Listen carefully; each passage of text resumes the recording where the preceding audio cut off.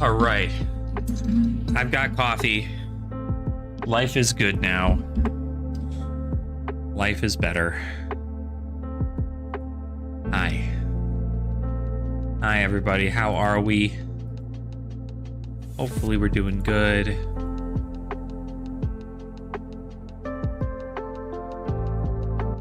I am so crazy freaking tired. You guys have no idea. Literally no idea. I am so exhausted.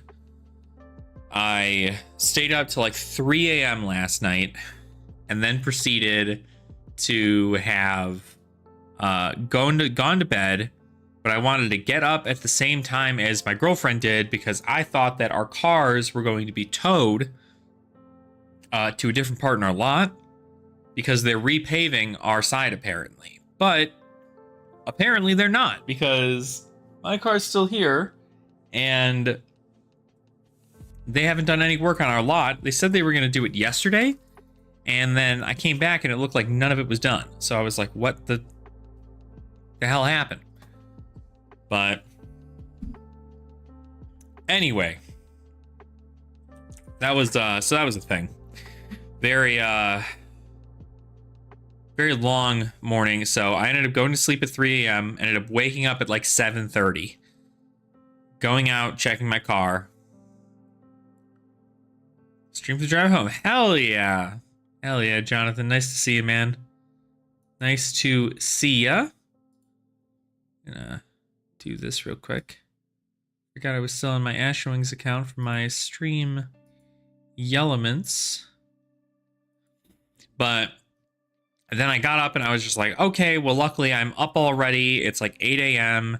And now I have to wait because I was going to go against Nathan for the Clash Bash today.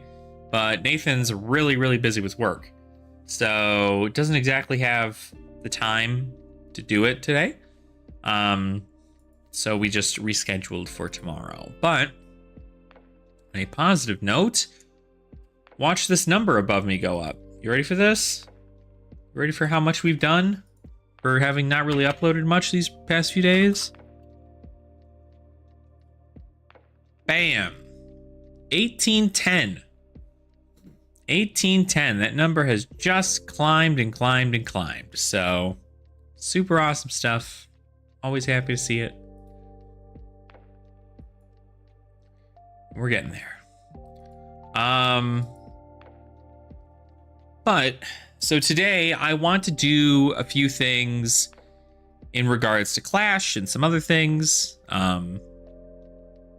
Thanks, Jonathan. I appreciate that. Appreciate it. Hoping to keep that working pretty well. We're getting up there. I feel like once I get done with all the content I want to make today, it's going to be significantly better, but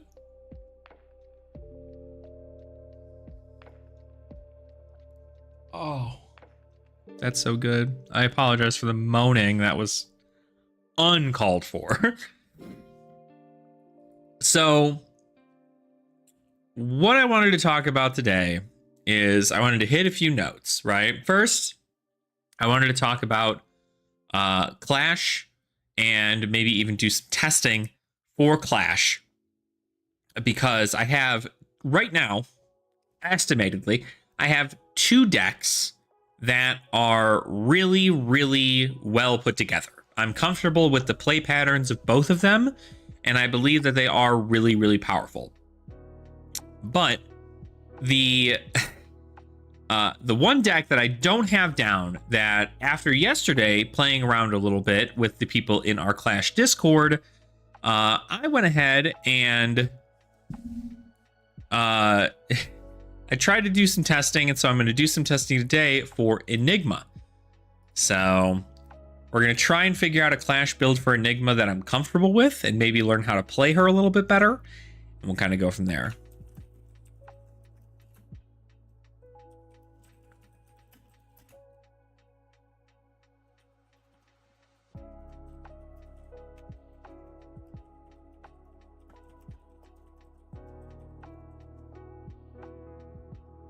But Enigma's probably going to be the one that we're going to have to try, because I want to make 3 videos, right? Each of them pertaining to, you know, play games of play for each of these guys. So I already have a couple games on New, and I have a couple games on Zen. New, for instance, I think she's 1-1 into New and into Viscerai. So I need to get a couple more games in with New. And then I need to also get games in with Enigma. Zen is comfortable where he's at, I think. Stats, let's see. Yeah. So 3 wins into Kano, 1 win into Enigma. So currently an 80% win rate. We'd love to see it. Sticking with Jerome for the Clash Bash or like the emissary cycle. Are you in the Clash Bash, Jonathan? I didn't even see. Sorry, I don't know why I like hit you with the highest notes I've ever seen in my life. I didn't actually see. Maybe I just missed you. Where's the thing?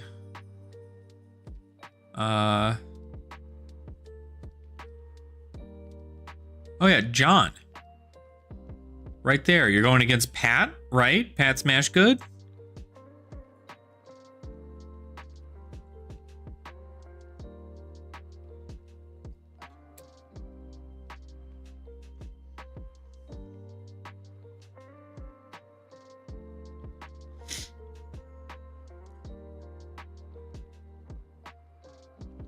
And we have so many new players in here this time. We got Eric's, John, Theo, Hugh, not Chandler. Chandler was the last winner. Dat Wheezy, Gamberless, Bendit.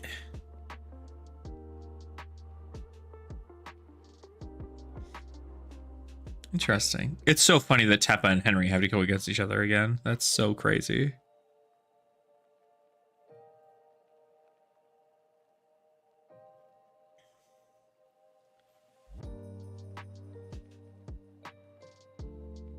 Yo, what's up, Teppa? How are you? My man.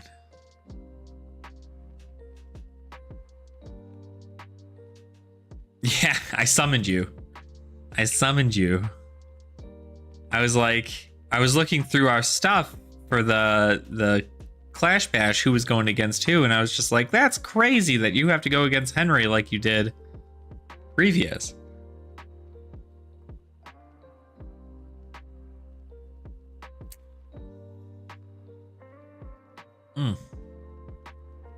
Lost? Damn. So now Henry and Eric's. Henry and Eric's are currently winners.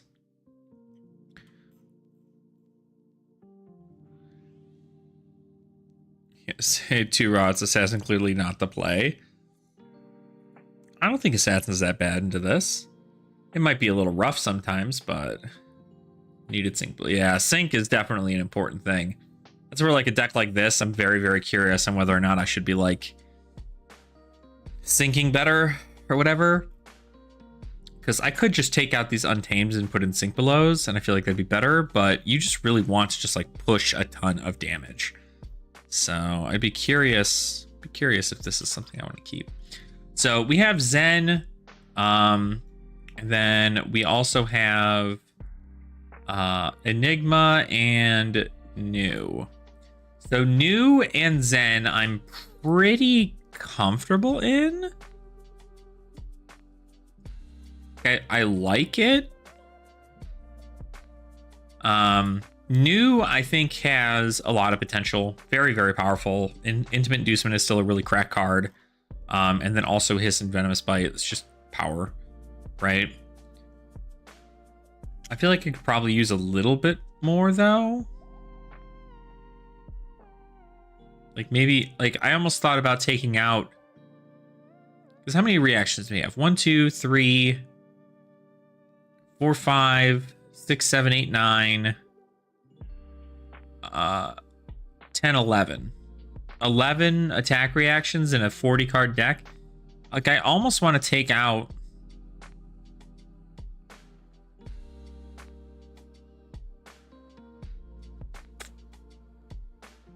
Kind of want to test New, but so expensive. Oh, I was like expensive in Clash? This is $10, my man. Oh, and then I guess like our stuff here is also attack reactions. So I don't know. Because another part of me also wants to... Yeah, Leviathan Clash is expensive because you want the Demi Hero, right? So... I'm curious what I'd take out of here, though.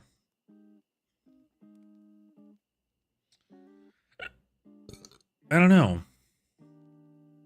I have to play more on her. And then Enigma. So this is my original build for Enigma. Go to sleep now. Okay, sounds good, man. Take care. We'll chit chat with you later.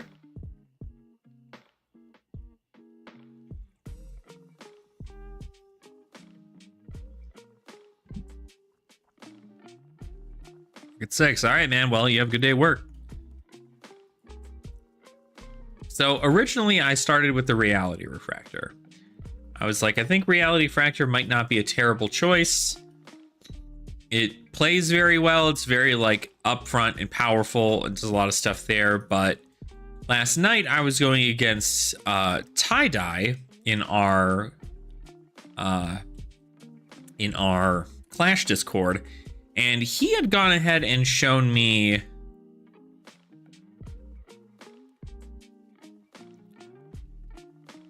Did you call me? Oh no, I was talking about Tomas. Tomas is leaving. But I know you're still here, Jonathan. Tomas made this, which is a Cosmo version of Enigma, which is initially what I wanted to do. And I like this build a lot. I'm still not sure about the Spectral Prowler. The Spectral Prowler, and I think maybe... What else did I not have in here? The Big Blue Sky.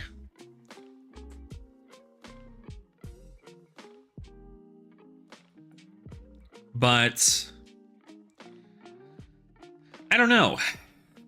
So I think the deck is fun. I'd like to try it out and see how it plays and kind of go from there, because I do want to check it. So we're going to hop on Talishar and we're going to try out his build real quick. So if anybody wants to go on Talishar and play against me, feel free. I have no problem doing so.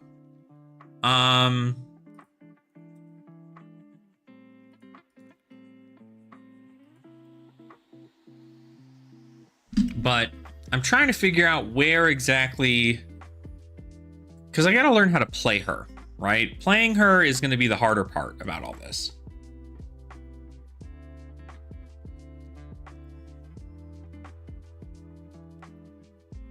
And I think it's always just kind of been like the instant speed thing. Like, I feel like she plays a lot like Icelander, in which you want to play out ward cards and stuff to block on your opponent's turn, and then whatever ward you happen to have left over, pitch a blue, attack, attack, attack, right?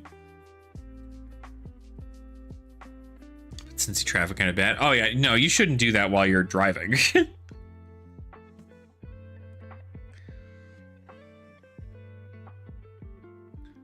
You shouldn't even be messaging me while you're driving, sir. The fuck?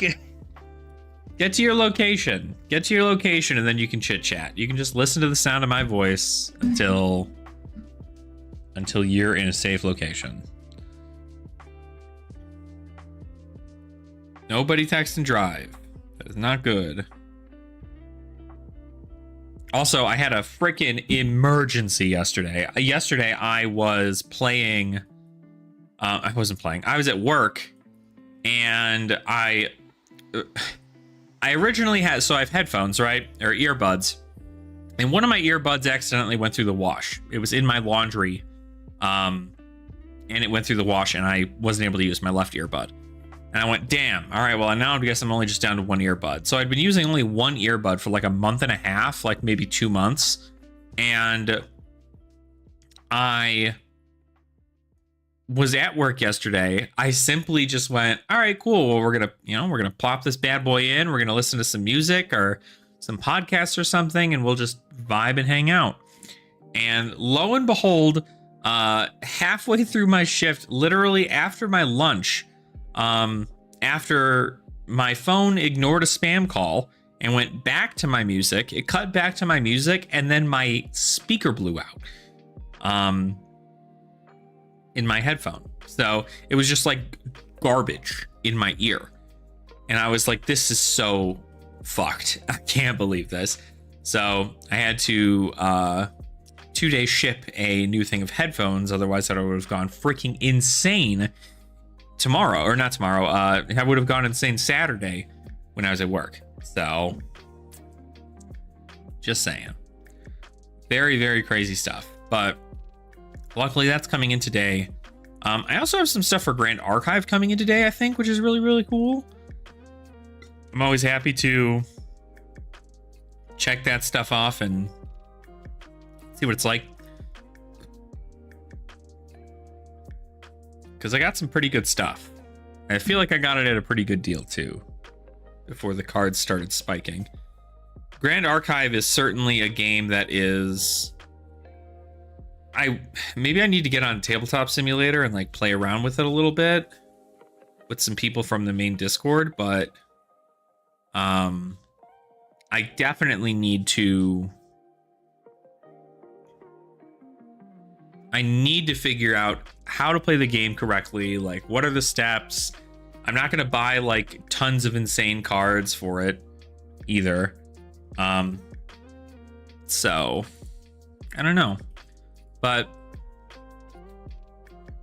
I'd be excited to play it.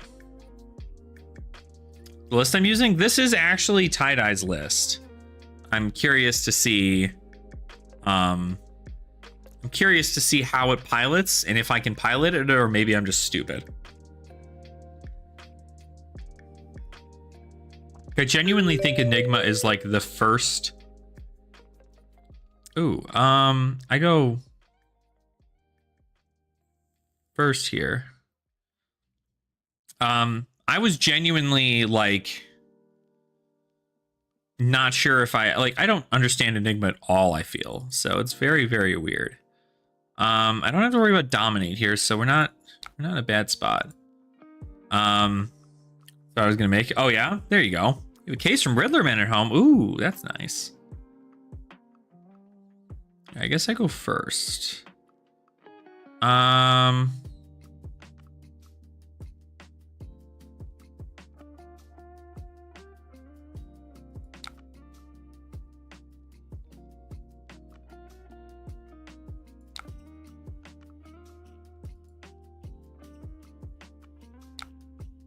Okay, we'll put... Yeah, we'll put this on the bottom.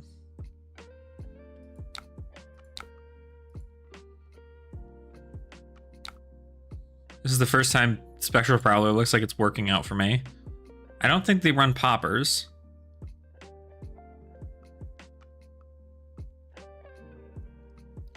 So it's not terrible.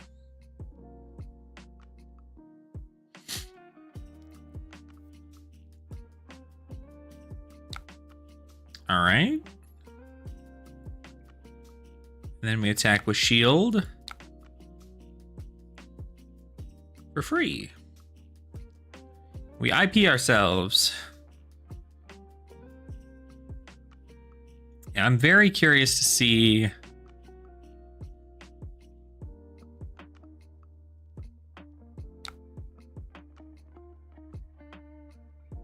I'm just gonna let the buy person choose their opponent. Just count as a bonus to them. There you go. Okay. That works. Yeah, it'll just be bonus games, so.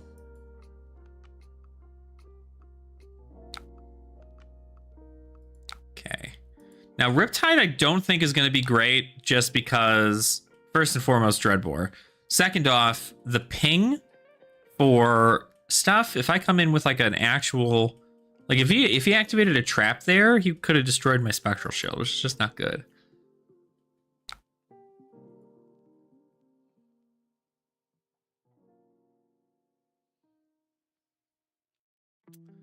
It's like, I want to keep Big Blue Sky, but I also want this to ward. Okay, Lace, Jesus Christ.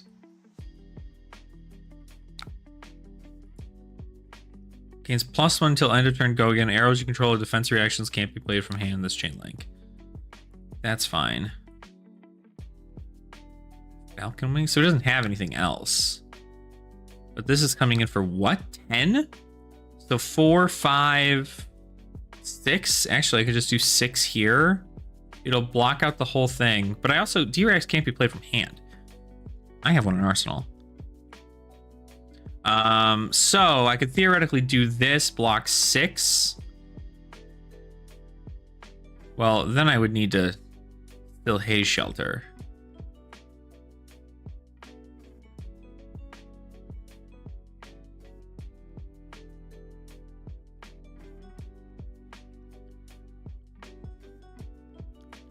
I remove the go again if you pinged you, I think. It would, yeah, it would. I think I just, so if I block 6 and then do this, I get to keep my D-React. Or I can use my D-React now, block 4. I guess like I'm still doing nothing here, right?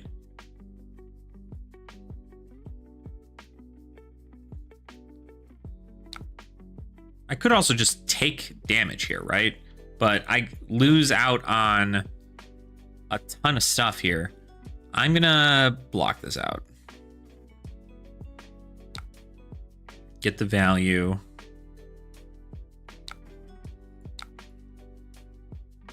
And then I can just attack with that for free.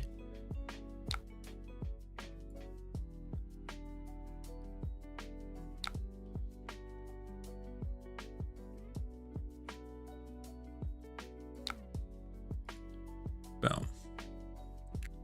Blocked it all out, used my whole hand, but now I get to come in for 2. 2 go again. But luckily, Frailty doesn't ping. Frailty doesn't hurt my weapons. Or no, it does. It just gets rid of the one attack. My weapon attacks get. Yeah, God, I can only imagine.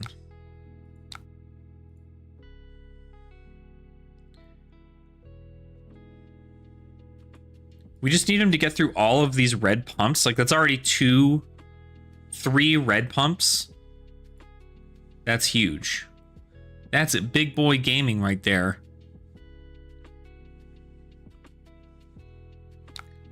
So.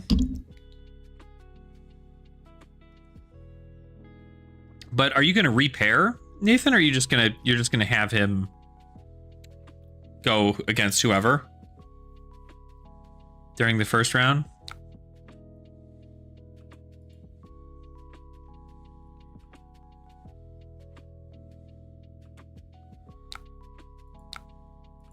See, I feel like I didn't need to protect that Spectral Shield, but like a lace and a freaking thing, like that's a lot. All right, we can't transcend here, so that's going to be pitched for sure. This is a Ravenous. I don't care a lot about this Ravenous, actually, but I could block 4.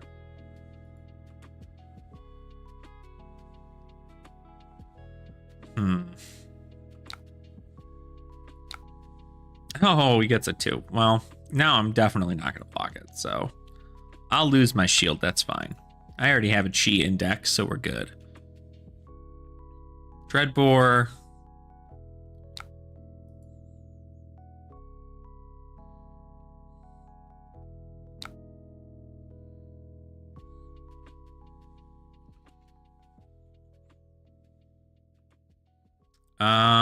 We can ward. Drill shot for 5. Do I care about that?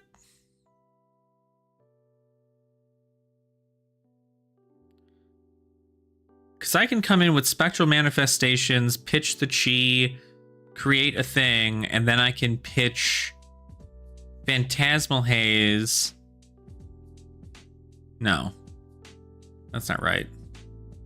I have 1 float, attack. I mean, I could play Shelter, but it's not going to help me any. So maybe I should block with Haze here, just to prevent some damage.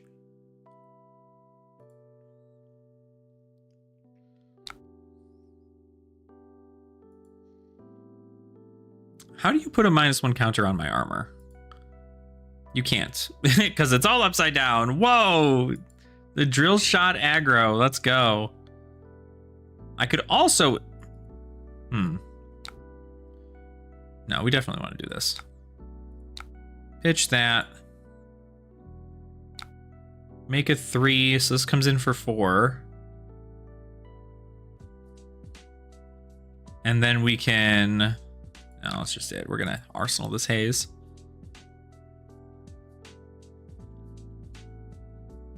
So they only dealt 3 damage to me. I'm trying to deal 4. See if they take it. It does count as... Oh. Yeah. Draws that many cards -1. So I get nothing. And he gets to ping me. Yeah. That sucks. That sucks. Although a collapsing trap right now, not that terrible. That sucks, though.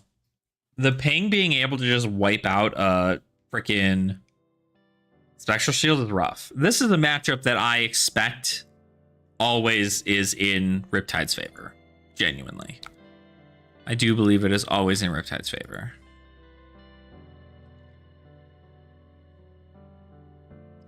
Okay, Murkmire. Yep. It's coming in for 5. We can block. If we block 3, this, then we get to keep 2 chi in hand. And then we're just like chilling, right?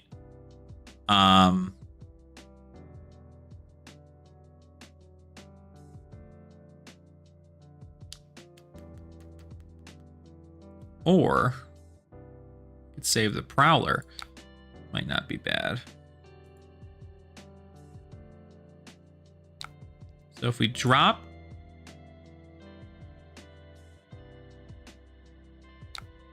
and then Homage. Chi. And then Chi again.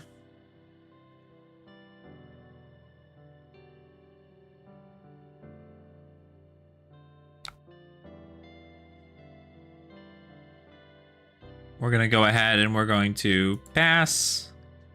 See what else they have. Probably nothing.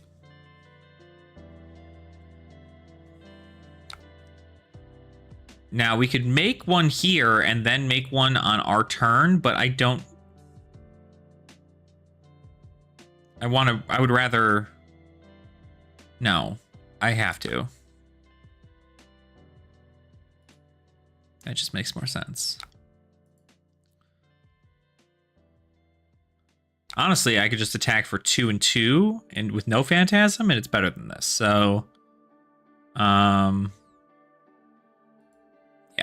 that's better.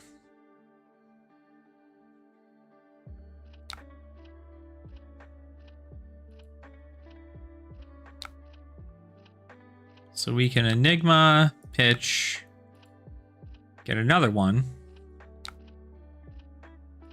Attack for free.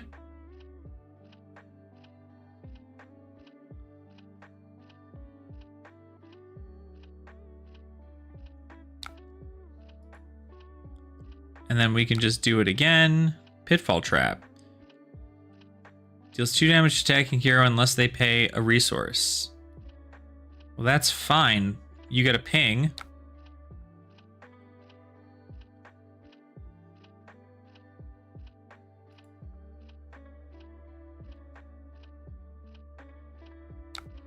Wow.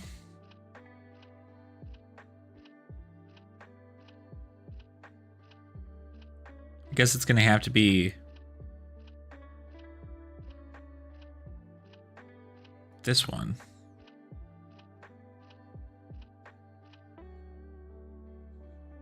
Now I guess I can just play it, right? I can pay 1 to avoid taking 2, or I can just swing. No, we're just gonna come in for.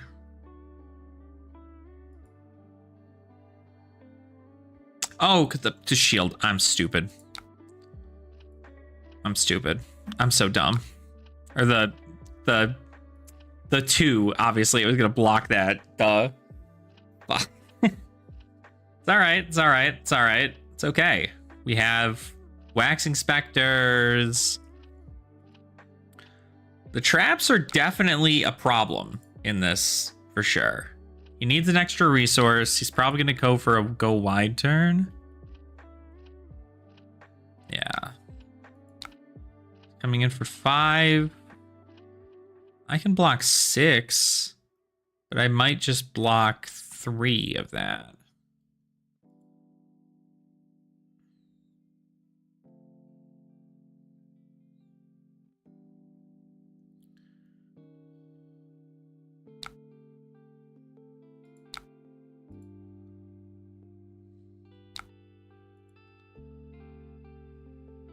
Block 3 of it, get a guy.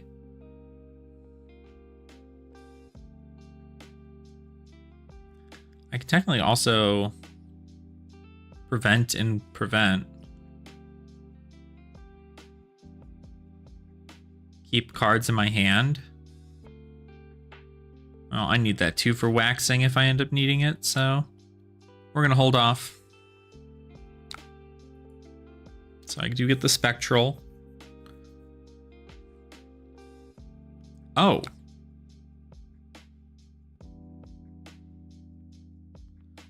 I'm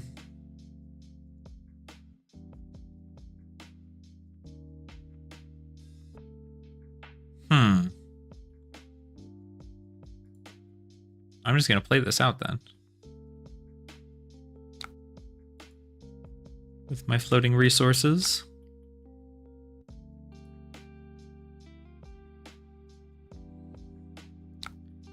And then we're gonna go ahead and we're gonna start.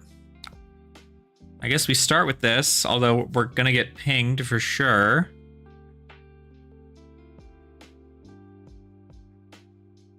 But if we get pinged, we can just ping this. I need to keep one in hand. Oof. Oof, oof, oof, oof, oof. No, let's start with this, because they're not gonna have poppers, so.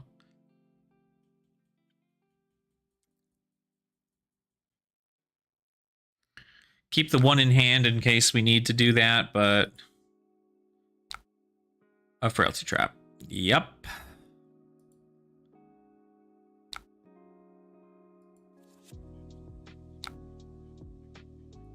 Have that take the damage. And then we're gonna go ahead and we're gonna Waxing Spectre for 3.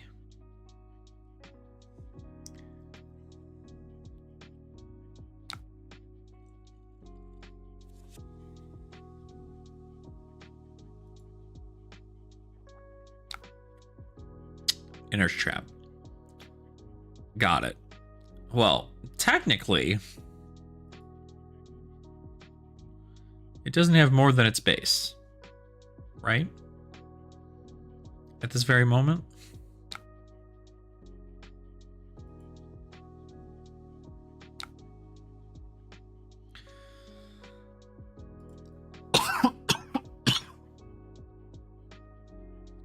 That is correct.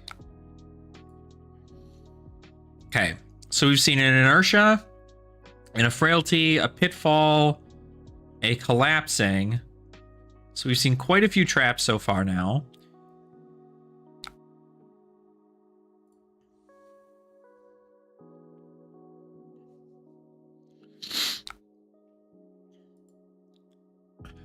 So scour. So this is going to come in for what? 8? Right? 9. So if we ward, triple ward, we do have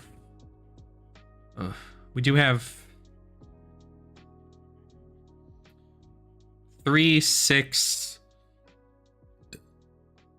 8, 2, 4.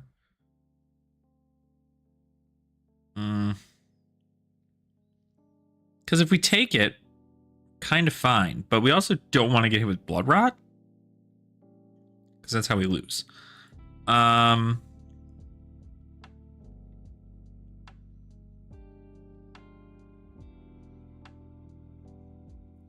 if we do 6 here, And then I block with both of these. I guess actually if I do that and then I also 6, 7, 8, 9, I get to keep something. So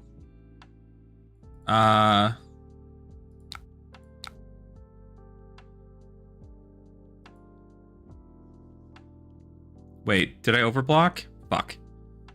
I panicked. I panicked.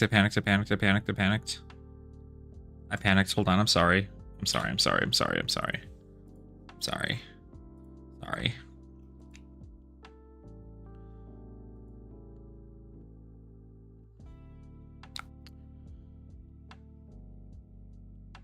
You don't want a bullseye.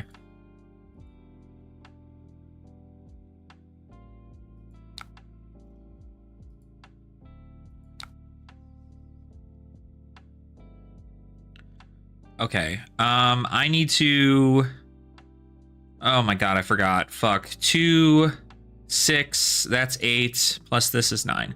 So I need to... do this. Pass. Flip this up. Prevent 1. And then do this. Pitch.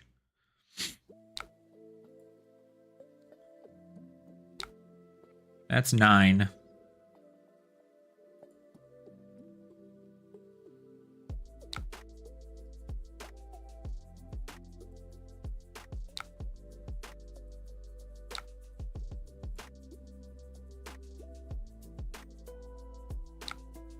I might have overblocked. Well, we can't play this, so we just gonna have to pass. Now we get an arsenal.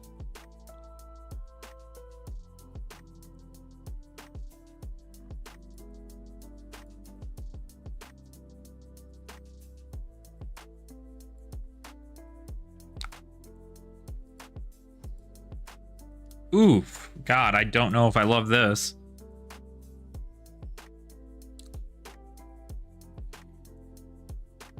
It's a rough hand there. I am definitely getting inertia. That is for sure. But, you know, not the end of the world, I guess, right? Bolton shot for 7.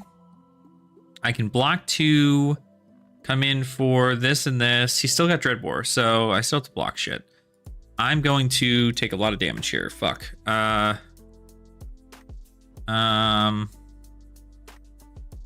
I'm gonna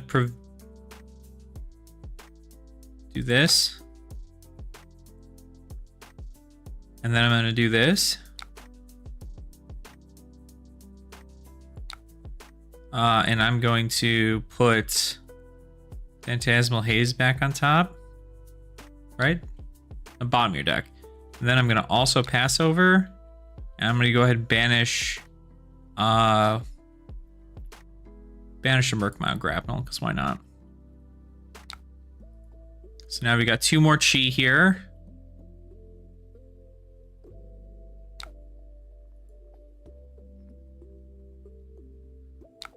Okay, we might as well just pitch to save ourselves a little bit here. Get some extra damage or prevention out of that.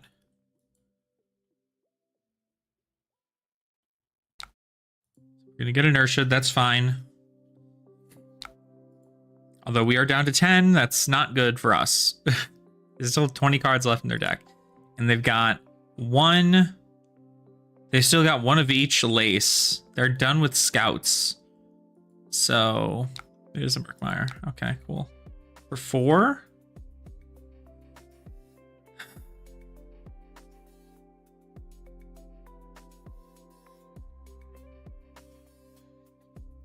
I mean, it's unpreventable, so not like it matters whatever I do here. I just have to take the damage.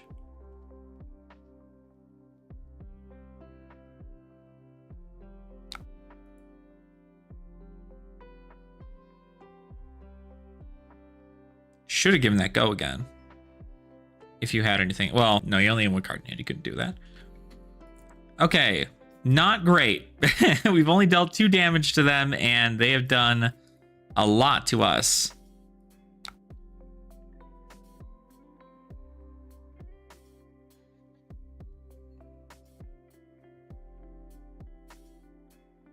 We'll just pitch the G.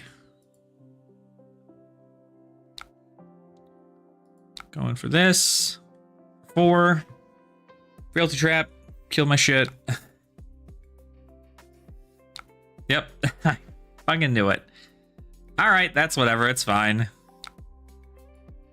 So we get pinged. Frailty. We lose our go again because it was killed. We're gonna do this one. Oh, that's right. We don't even get to keep it. Doesn't matter. None of this matters.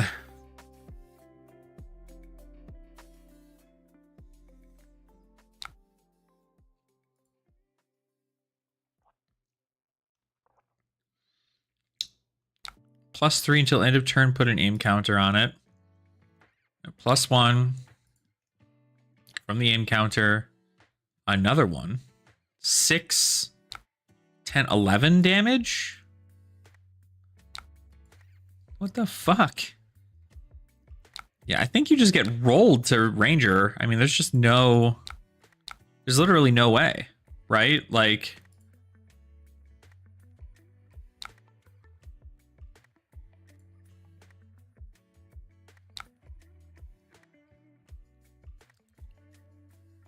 You just get fucking rolled to Ranger.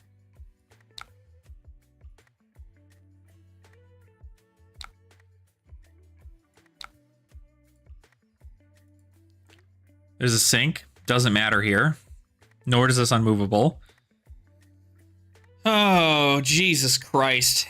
Yeah, this is rough. Not a good matchup for Enigma at all. Definitely gets rolled by... This is what I thought, is that Riptide, like, rolls all these heroes, but... Yeah, so we lace, he loads, he bolt and shots. This one I can block, though. Ish. He's gonna reload, but...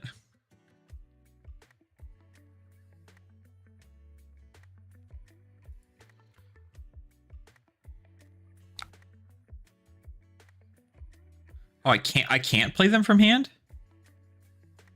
Oh, it's just an automatic thing. I can't, it doesn't even matter if he uses Dreadbore. That's shit. Waning Vengeance. Pitching Unmovable, because I'm not going to be able to use it. And then play this.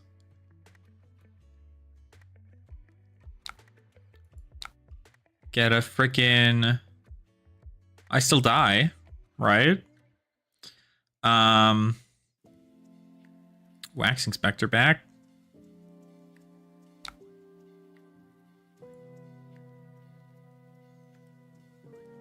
Yeah, so this is going to block 5. I'm going to go down to 1.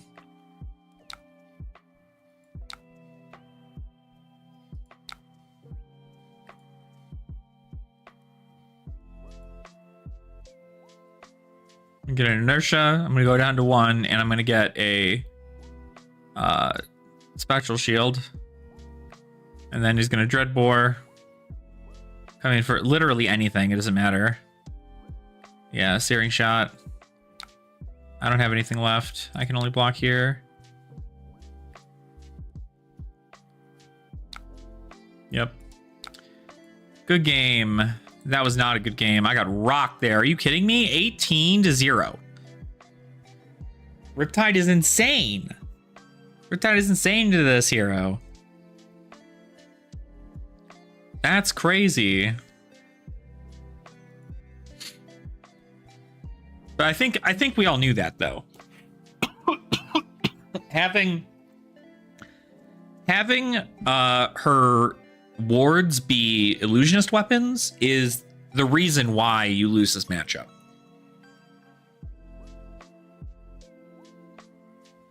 Because unlike in Dromai, where they're allies, or in Advent of Thrones, where they are allies, these are weapons. And so because they are weapons, the traps can trigger on them. They couldn't trigger against dragons, and they can't trigger against any allies, but they can trigger against weapons. And that is why Riptide is cracked into Enigma. Another reason why I don't want to play her, because Ranger is very popular, for one, and I understand why. But two, Riptide and Azalea both very prominent in the Clash Bash. Azalea was the reason I lost in the Clash Bash finals, and Azalea is probably going to be the reason a lot of people lose now. Riptide also very, very popular, especially since he just got a new specialization and everything. Like, very good. Right? That was a spec that he has. I didn't even use it. But that shit's cool. I do feel like this was a little bit more consistent, though, but I could be wrong. Let's maybe try it again and see. If I go up against Riptide, I'm probably just going to have to not do anything about that, because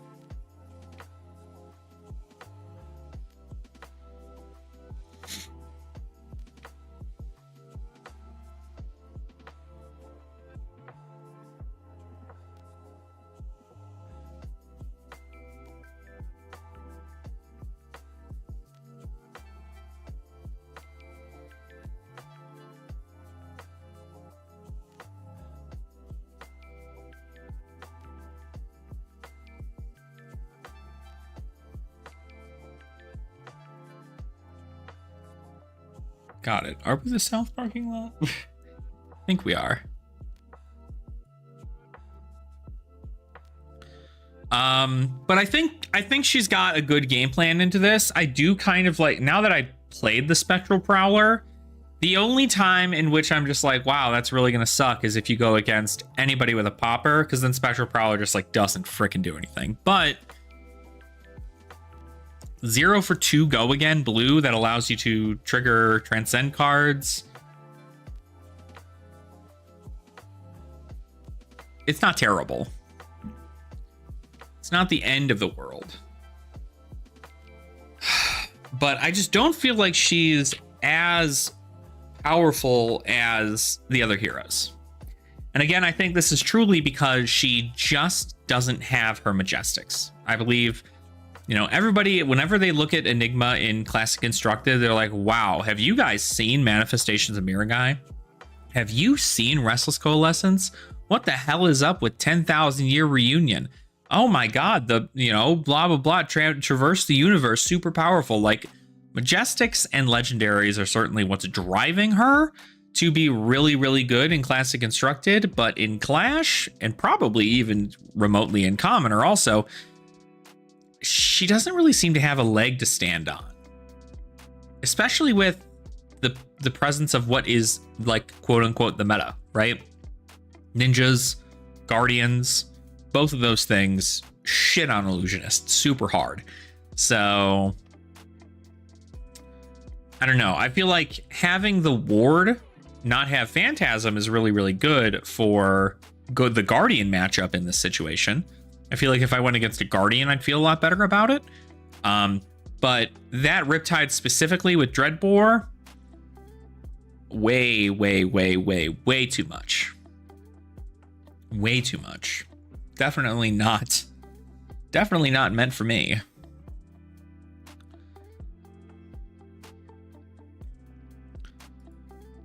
And I think that's the other thing too. Something I have noticed, these inflictions from the frickin' outsider stuff, really good. Like, giving frailty, very powerful.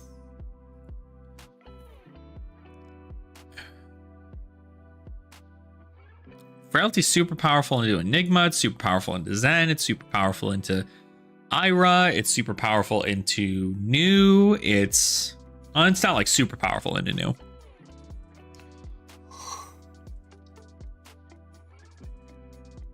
Ooh, golly.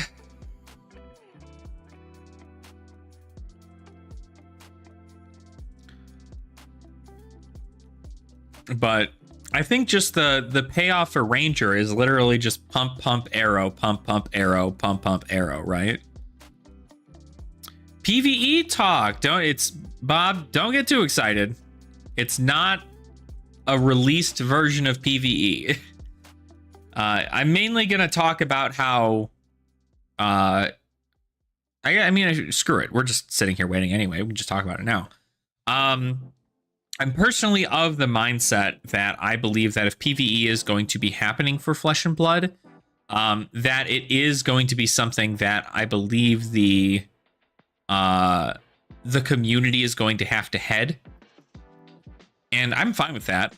But Flesh and Blood really is deciding to focus pretty hard on their competitive state, which is understandable.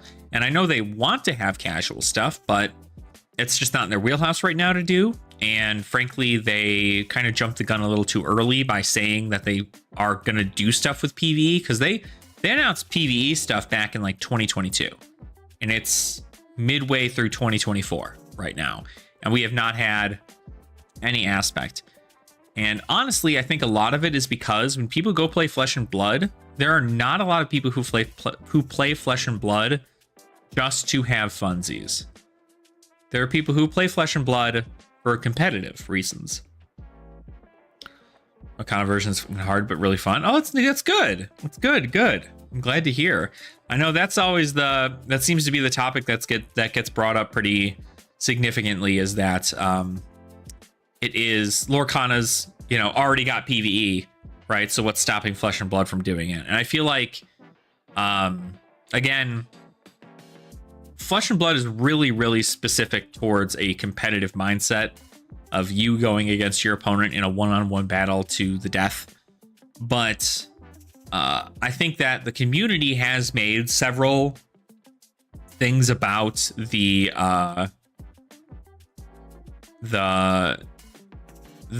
casual scene and about the PvE, and there's like multiple different ways to play PvE in Fab right now. They're just community made, so it's not good news for Fab. There are many factors more casual players in the world, and they eventually want, they want to do stuff with casual play. But I think this is something to also note, is the fact that yes, there are a lot of casual players in the game. Oh, fuck. Do I go first or second? I think I go first.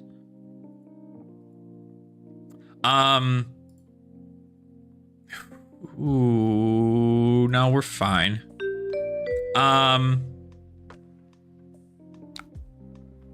TCG was originally the head-to-head competitive, just like that. No, absolutely, right? And I'm sure as time goes on, it will eventually move itself away from that.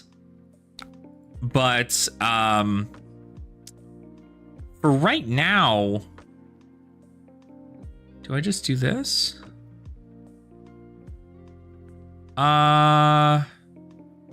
Sure. You're probably not going to block all that, right?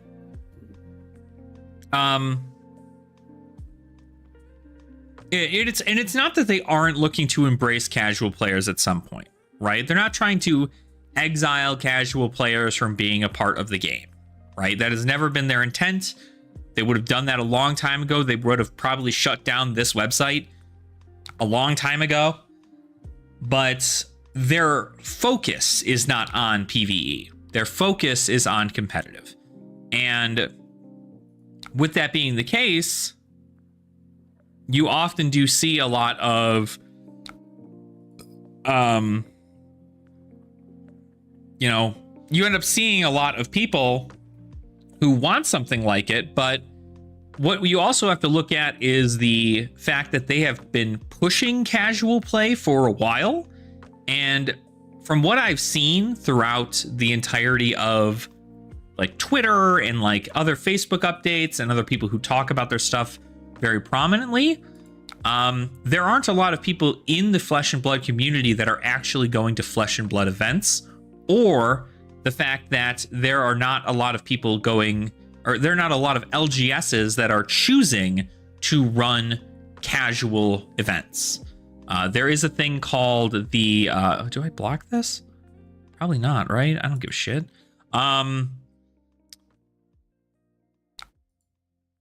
Yeah, I don't care about this. What was I going to say? There are social play events as a thing that you can run at your LGS. And so many LGSs around the world choose to instead focus on the classic constructed or blitz of the game, as opposed to playing a social play event like Ultimate Pit Fight. They have special kits specifically for Ultimate Pit Fight. And they just aren't, like, nobody genuinely wants to go and do that. This is what I should have done. Let's just block this here. One float. If we go up by 3, we should be good. Oh,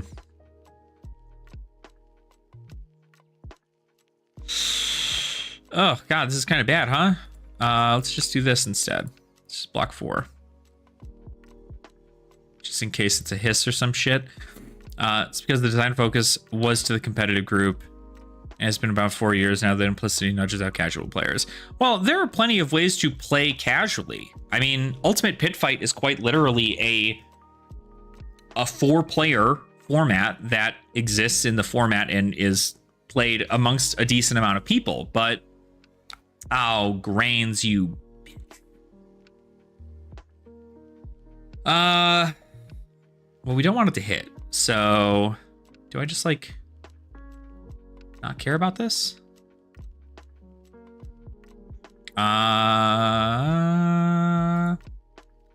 Sure. We'll just hit this here. They did pitch a blue, so they are going to have that happen. May have drifted towards Fab. Unfortunately, are migrating to Lorcana and MTG Commander. Well, and I think that's the thing, is that I believe that you are able to... Sorry, I'm also trying to, like, play the thing and, like, learn this deck, and it's there's, like, a lot, so I apologize if I sound like I'm stumbling over my words. What are you possibly going to banish? I mean, you're going to banish something, right? Is it a blue? It is a blue. Oh, of course, it's a fucking Passover. No, you don't have to shut up, Bob. You don't have to shut up. I'm just... I apologize if, like, it sounds like I'm hearing myself talk in my own head as I'm trying to answer your question, and I feel like a fucking idiot because I'm just like, it's because yeah, like, I don't want to do all that. Okay, what do we do? But the game has casual formats and can play very well casually. There's an entire Discord that plays Ultimate Pit Fight. The thing with that is that with Ultimate Pit Fight, you see a lot of people know what it is, but nobody ever is going out of their way to play it. And more importantly, LGSs, the places in which they're supposed to be running the events, are choosing to not play. They're choosing to not play these events because they don't want to... that's just a postman counter. Oh. Can I do...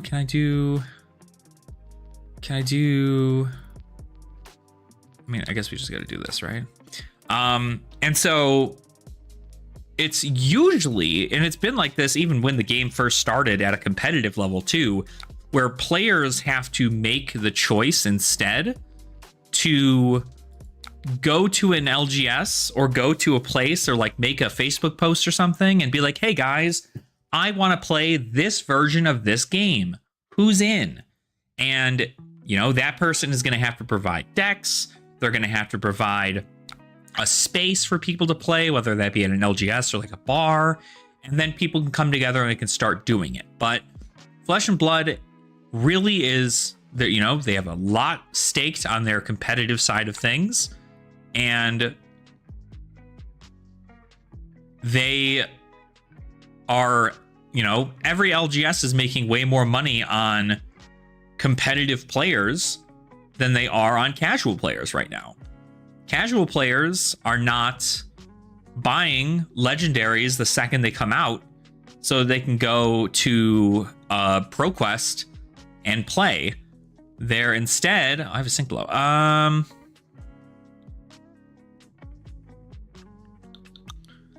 What do I block with here? Do I block 6? I guess I could, right?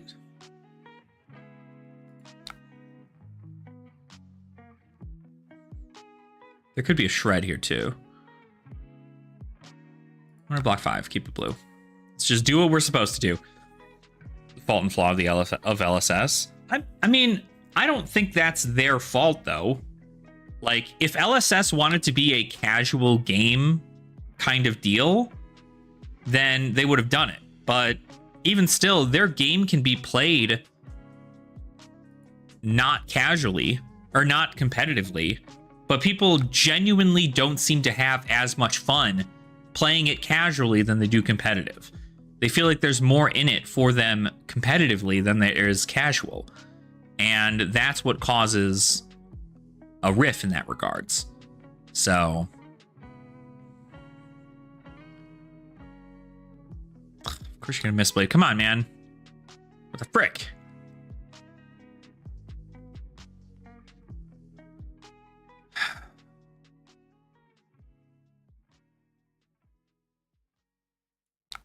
I don't even care.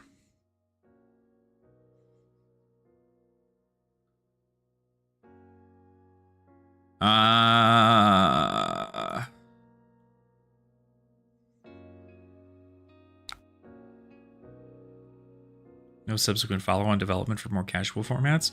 Oh, well, there is. There's been.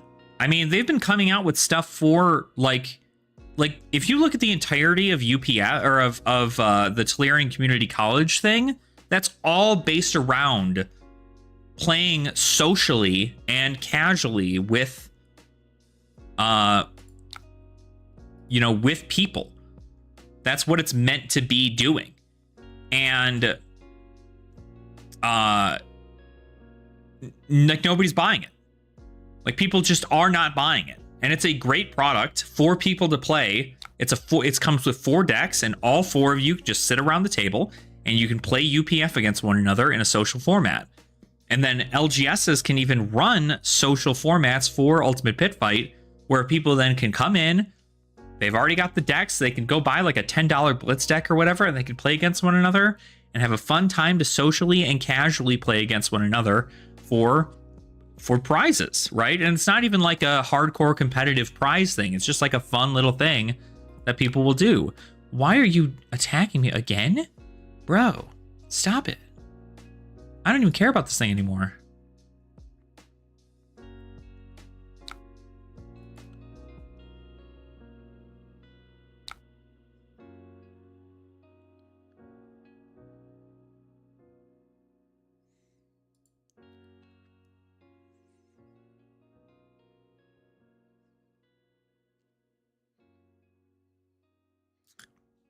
But they're not making product directly related to like PvE, right? I think a lot of people look at Flesh and Blood and they say PvE is going to be the thing that is going to save the game.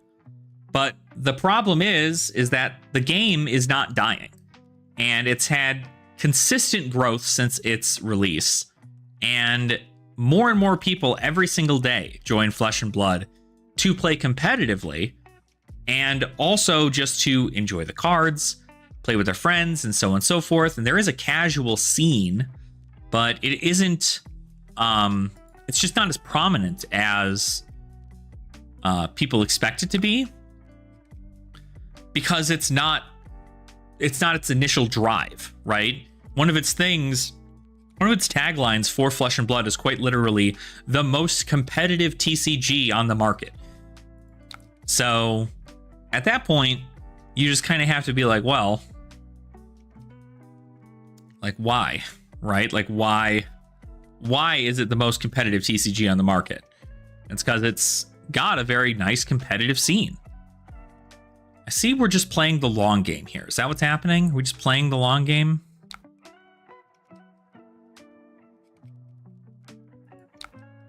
Because I will just drop this, right? I don't care about this thing.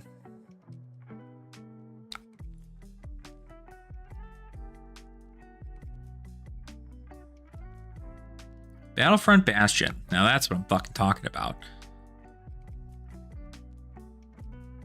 All right, so we can pitch this Unmovable. Actually, we can play this Manifestations, play this Waning Vengeance. Have that come in for what? Damn, do we even just like, do we just take this, right? No, we just at least sink, right? We're at least gonna sink. No.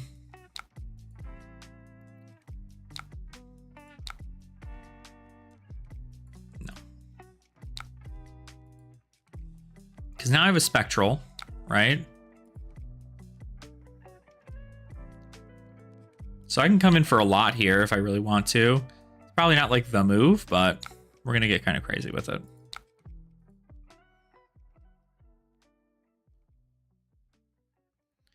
But that's what I mean. Like casual play exists in Flesh and Blood. There's an entire Discord for casual play. The thing is that most people who hear about the game and end up getting into the game look towards its competitive aspects more than its casual aspects.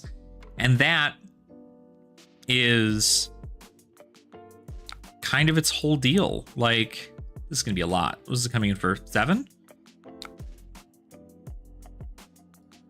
Yeah. 7.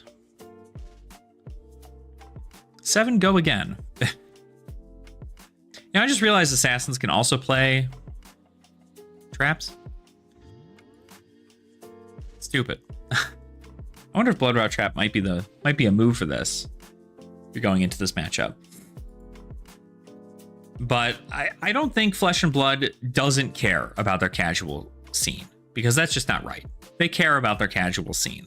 And they are happy that people are using their product in whatever way they want, whether it be casually or competitively or what have you, right? But their focus has never been on a PvE format, right? Casually is one thing, right? But a PvE format has never been their big focus. And they are just trying to kind of like test the waters. And I think they're seeing that a lot of people are not showing up to their like casual, like LGSs are not running their casual run format already. And because they aren't, they're probably going, well, if this is not what our people want, then we should not focus on it. You know what I mean? And maybe in like 10 years, Flesh and Blood might be like, oh, hey, we got a lot of people come in who don't want to play competitively. So let's just give them something, right? Probably just block this, right? Yeah, I'll block this here.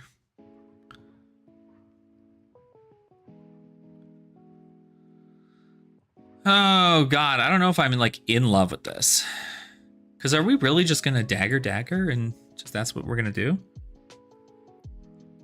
Desires of the Flesh. 1 float, probably a Venomous Bite or a Hiss. Or you can use any of these. So we should probably block 3.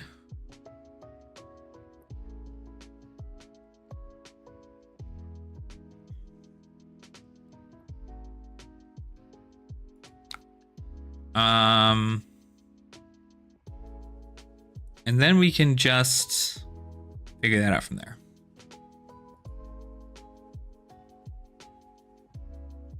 I realized I just gave them this card. That's not good.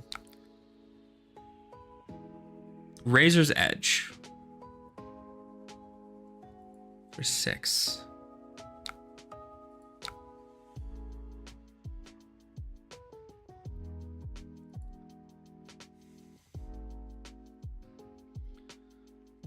Business to grow your base, you don't appeal to the people already buying your product, you target the audience. And all I'm saying is that I am not a part of LSS, nor do I know their future business plans. But what I'm saying is that as of the 4 to the 5 years that they have been in business, they have seen nothing but growth consistently overboard the entire way. And at some point, will that growth teeter? Sure, of course it will. It always does. But something to remember is that it is just going to, okay, here's what, one more. Put a thing with Ward, sure. Put it on the spectral shield.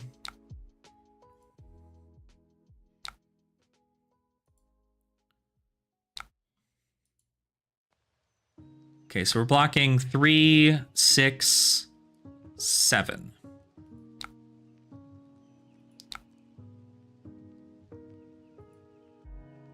Boom.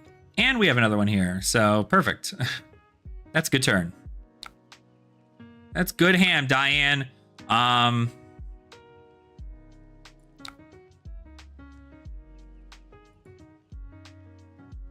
But all I'm saying is that they've seen millions of dollars in growth since they've been in business. And it is continuously talked about as a TCG. It's recommended as a TCG to people all over the world.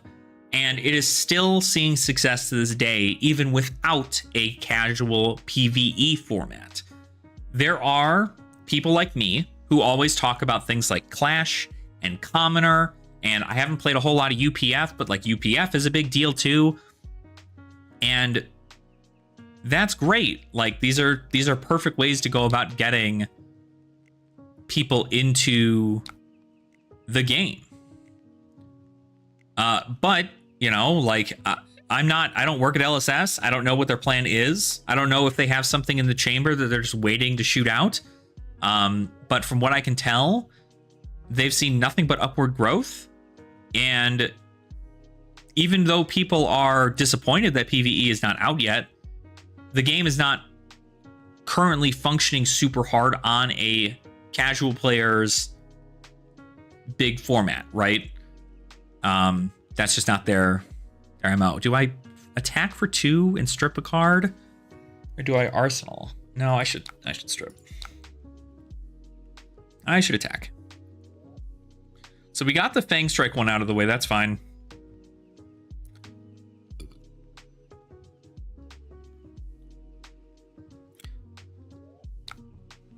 But like the singles market is super huge for Fab. I guess I should have just attacked with Spectral Prowler. I was going to block it, right? Okay, Impulsive Desire, no float.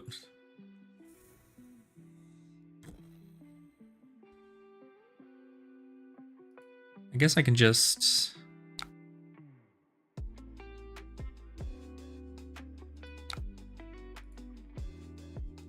have this block 4?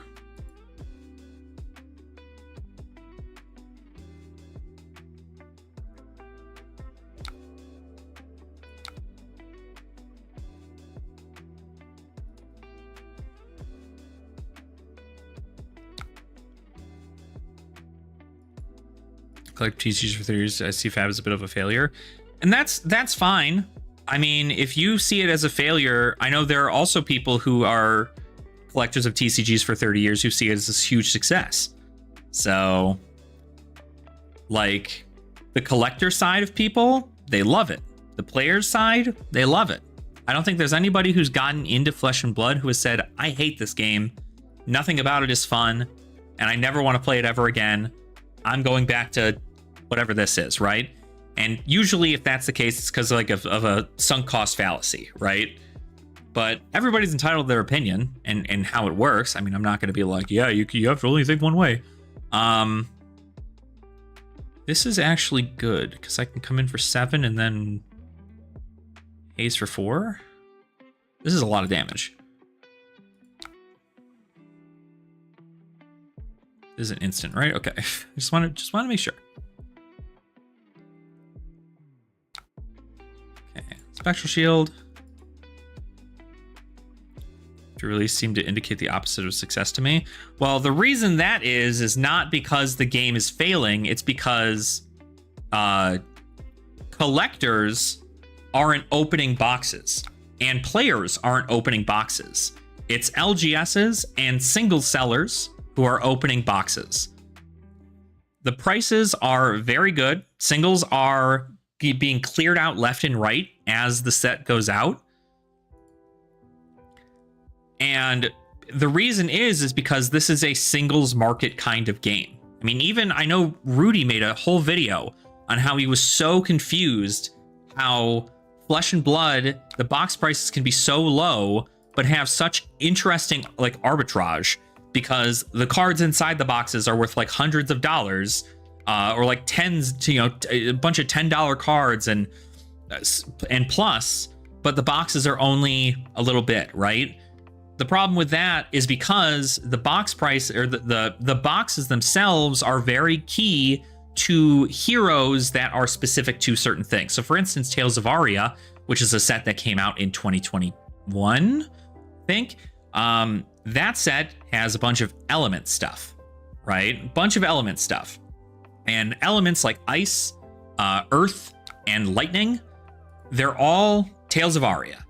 All of those heroes have hit Living Legend in Classic Constructed. Therefore, if nobody is playing them in Classic Constructed, they are not cards they need to keep, nor are they cards that they are able to sell properly because they're not hype heroes. And so because they're not hype heroes, you can't really sell them very well. So in that same situation, you end up losing out in a lot of ways. So the box prices fall. But the second we come back around to Aria, and all those cards that are in Aria end up being super great for new heroes that are released that seem really powerful or speak to a lot of people, then that's when you're going to see that kind of play, right?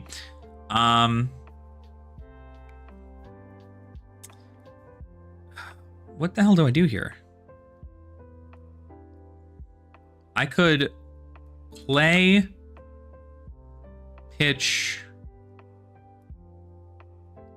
We'll pitch second tenant. But it's one of those things. I'm not gonna I don't want to be like this, but like, I don't believe you're very like engrossed in the Flesh and Blood community. And so therefore, from the outside perspective, you see box prices falling, you see no casual format being released, or at least no PvE format being released.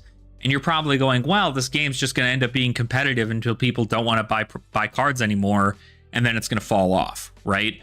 But as somebody who covers a lot of content for it and always has, some kind of way to look into it, I definitely see a ton of potential for the game, and I continuously will have. Actually, I guess I could just do this, right?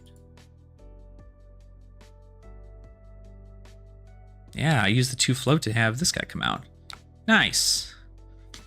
But because, from an outside perspective, you look at it and you go, wow, there's no way this is right.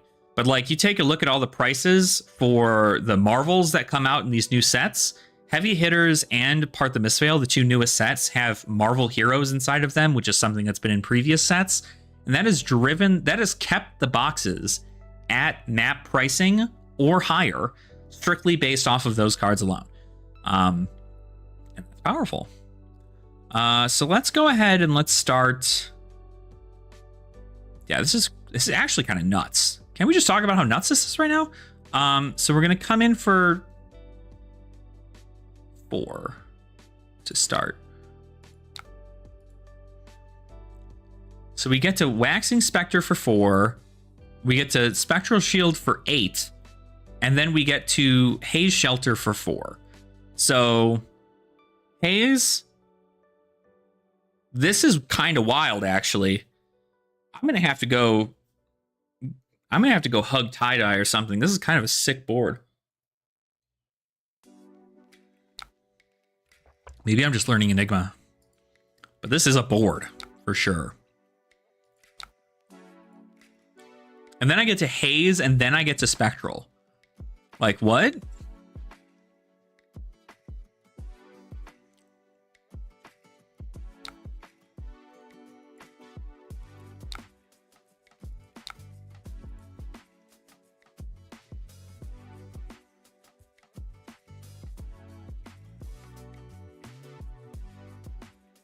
It's kind of cool.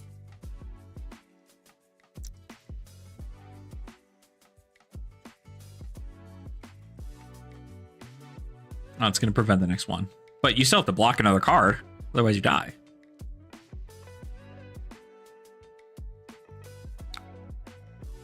Oh. Oh, because you had, like, all attack reactions? I mean, that wouldn't have been a terrible hand.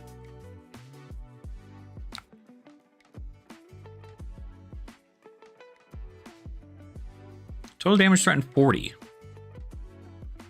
I don't know why you wouldn't have just blocked with... Well, I guess you couldn't... You what was this card? Homage to Ancestors. Yeah, I guess you... Well, I mean, dude, this is what? This is cool. This is a good hand. What am I sitting here? I have Spectral... I mean, I have to block all this, but let's just assume, right? Let's assume they block 3. And here. So that's 5. So they block 5. They keep a blue Infect and a Hiss. They play Infect. They then play Homage, gain a life. So now they're at 2 life.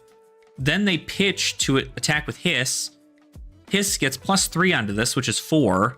I guess I could comfortably block 4. Like, there's no way they get anything over that if they do this. I can comfortably block 4 with just Haze Shelter alone. So, maybe this was a little oppressive. But, damn. That was cool. Alright, bet. But yeah, don't get me wrong. I want there to be a, like, casual thing. But, quite literally, I believe that you need to have that at an LGS level and have it be marketable to the point where people want to drive out to go and play Flesh and Blood at a casual level. Because right now, there are only people who are looking to drive to their LGS to play competitively to get themselves either prepared for the next big organized play event or to go and try and win the prizes that you get at an armory. And while it's a great way to go about, like, you know, getting fun promos and so on and so forth, there's a lot of people who come into it with a competitive mindset. But that's also a downfall because the armory, which is like the Friday Night Magic, right, essentially, of Flesh and Blood, an armory is normally, at least here in the States, normally it's Classic Constructed. Classic Constructed is full of a bunch of sweaty people who want to try and test out their decks and play against the masses and maybe win a cold foil and do that whole thing, right? I'm one of those people. But if you get a new player to come in, luckily they have armory decks now where you can buy an armory deck and from the LGS and be able to sleeve it up and play Classic Constructed at a fairly competitive level. Will you win? Probably not, but you can play it at a fairly competitive level. The only thing is that, like, you're not going to have the legendaries to play in Classic Constructed. You're not going to have any of the really powerful Majestics like Command and Conquer and E-Strike and Art of War and all those things. And you probably aren't going to have Sync Blows or any of these powerful D-Reacts. If you're a D-React deck, you're not going to have any of those things. And so what I always suggest doing is if you can do 2 nights of Flesh and Blood, one for competitive and one for casual, the casual players can simply just come in and they can go, hey, right? We're doing casual night. If you guys from the competitive night want to come over to casual night, totally fine. And we can play something like Ultimate Pit Fight, or we can play something like, you know, Clash or Commoner, or you can just do like a fun little thing that isn't based around Gem to play the game and get new people involved in it so that way they understand the concept of the game. But like deep down, the roots of the game is a 1-versus-1 format. But even Ultimate Pit Fight is really fun. Ultimate Pit Fight it's the 4-man format, just like Commander, and it seems really fun too. So I haven't played any of it because I haven't really had the opportunity to, but it seems fun also. And there's a whole channel dedicated to doing Ultimate Pit Fight. So there's people who are playing casually. It's just not the loud part of Flesh and Blood. You know, this is very much so akin to how Magic started, right? Wasn't until what, 2011 that they came out with Commander? I mean, it was probably before then too, like 2010. But like, you know, it took them, God, what is that? Almost 10, almost 20 years? Is that right? Almost 20 years to make a competitive format more, or a casual format that people enjoyed. So I think if Flesh and Blood is going to go from a hyper competitive game to a casual game as well, that they need to make sure that they're taking their time, focus on what they need to do, and really refine everything about it. Because if they mess it up, if Flesh and Blood tries to push a format that they're not comfortable with out to the masses before it's fully, you know, finalized and realized, you're not going to see people who are going to be happy with the format. You're going to see people who are going, wow, this person did it better. This community member did it better. These people did it better. Why don't you do better, LSS? What is this? Like, what is this whole thing? And you're going to get people who are mad. It's just like a video game release, right? Like if you release it too early, you're going to get a whole bunch of bugs and a whole bunch of problems with the game, and everybody's going to review bomb you on your game because you released it too early, because you were peer pressured into releasing it early. In a situation like this, there are a few people who are really wanting casual PvE, but like, we're not mad and gonna throw away the entirety of all of our cards because there isn't official PvE. I mean, I quite literally was just playing a fan-made format that I'm a committee member of. And it's like, it's not run by LSS, it's run completely by us on the committee, and I love it. I love playing it. So as long as you find joy in the game you play, whether it be through a fan-made format like PvE or Clash, or you find joy in it competitively, or you're just holding out and enjoying the collectible aspect of the game, that's great. People are enjoying Flesh and Blood for what they want to enjoy out of it.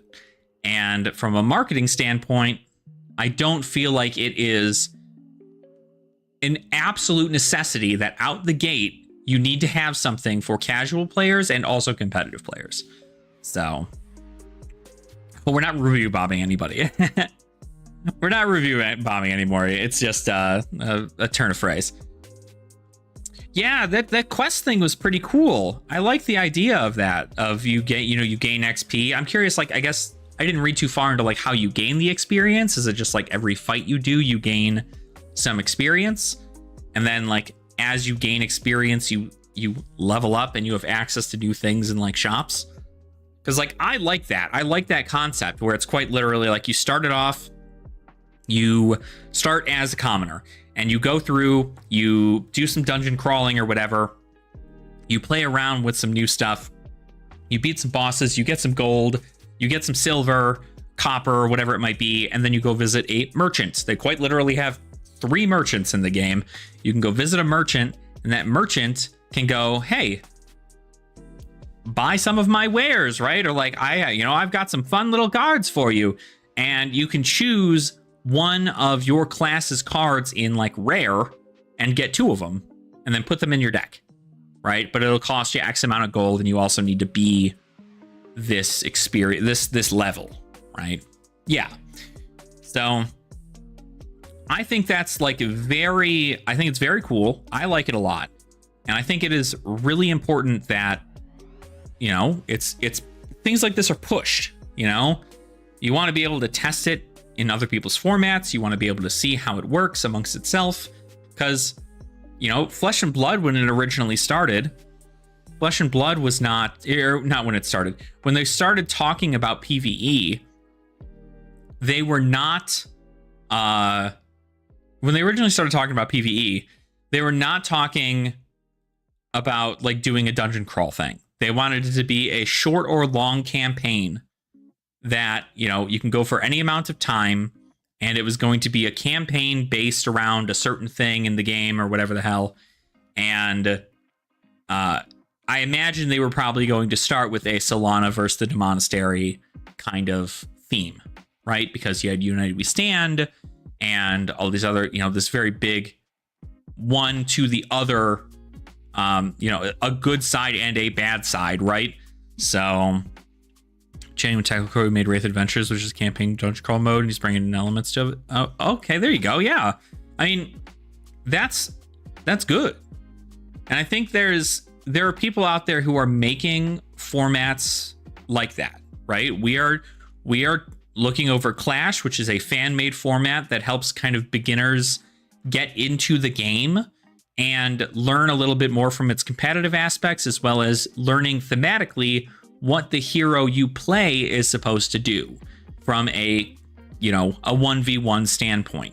These decks can also be used in Ultimate Pit Fight. Ultimate Pit Fight, you know, you can play against 4 people with Clash decks, and it's the same kind of deal like if you were playing with Blitz or so on and so forth. And then you can even utilize, you know, the people who are using PvE, who are doing PvE stuff. Because PvE, great thing, right? And I'm happy people are looking deeper into it to make it. And I believe for the time being, it is going to be up to the community to create this format. It is not going to be up to LSS right now, right? LSS has plans for the future. They just got a new office building. They got a whole new crew of people. They have to figure out their whole thing with their lore, which, you know, I know they've got people working on it. They have to do a whole bunch of extra stuff. And PvE, like, while the casual players seem to exist, we are not screaming at the top of our lungs like, I don't want to play competitively, I want to play casually. It's more like, I want to play competitively at a casual level, or I at least want to play casually, but just like, you know, hang out with my buddies and like sling some cardboard, you know what I mean? So it's not like a deep ingrained thing, I guess. But loved Overlord Engine and was like, hey, I can take the system and use all PvE. Yeah, there you go. Yeah, I've not played anything on the Overlord Engine. I have not seen like much gameplay of it, but I personally like the concept of there being like a DM, like a dungeon master, who like sits at the head of your table while the 4 of you play against the enemies. I feel like it's a lot more interactive and like close. And then, like, you know, that way there's like a satisfaction of being like, oh, if I'm the boss, I won, that's kind of cool. But it's not like I did anything, right? I'm not playing the deck. The dice are probably playing the deck. So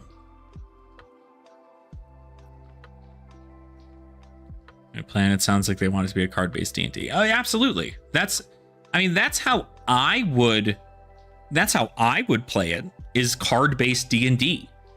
I mean, quite literally, it's pretty simple, okay? Here's the deal. We come in, you come in with your commoner decks. You enter this dungeon to go and try and save a librarian of the Great Library of Solana, who has been trapped down here studying the goblin horde that has been living near Solana for, you know, the most recent 200 years, but it's been under, there's been a change in its attitude is the word I'm looking for. It's been a change in its like patterns, and they have not returned back. So go check that out. And you go into this cave and you go in there and you're like, okay, cool. You enter in, you take a few steps in, 3 goblins, right? Boom, 3 goblins come up. Now you're going against 3 goblins. You 4 are going against 3 goblins. How do you go about doing this with your commoner deck? Pretty powerful cards still available in commoner. Each of these goblins have 20 life, right? But you roll a dice, and if it's an odd, they do 3 damage. If it's an even, they do 1 damage. Or, you know, if it's an even, they do 2 damage. Or 2 and 1, however the hell you want to do it, right? And these goblins, they have like a decent amount of health to where players can go about like actually killing them. But they also need to still be on a scale of like how much health they have, because if you give them like 5 health, you just swing with your weapon, right? Swing with Anathos, they die. Swing with Anathos, they die. Swing with Anathos, they die. And if you have 4 people, right, you can obviously add more goblins, or you can reduce their health. You can reduce their health and add more goblins, or you can add less goblins and increase their health. But then that's the other thing, is like after a fight, do you get experience? And if you get experience, how much experience do you get? That experience also then transfers into other things. You also look into concepts like, do your cards go back into your deck if you've used them until you long rest, right? Or you reach a merchant and you can rest. Because that would be interesting. Bring on legendary quests as an endgame for PvE quests, and I want to incorporate storytelling. Yeah, absolutely. And that's what that's what it's got to be, right? That's the purpose of a DM, you know? And every time I think about PvE and I'm just like, oh yeah, this is going to be so cool, right?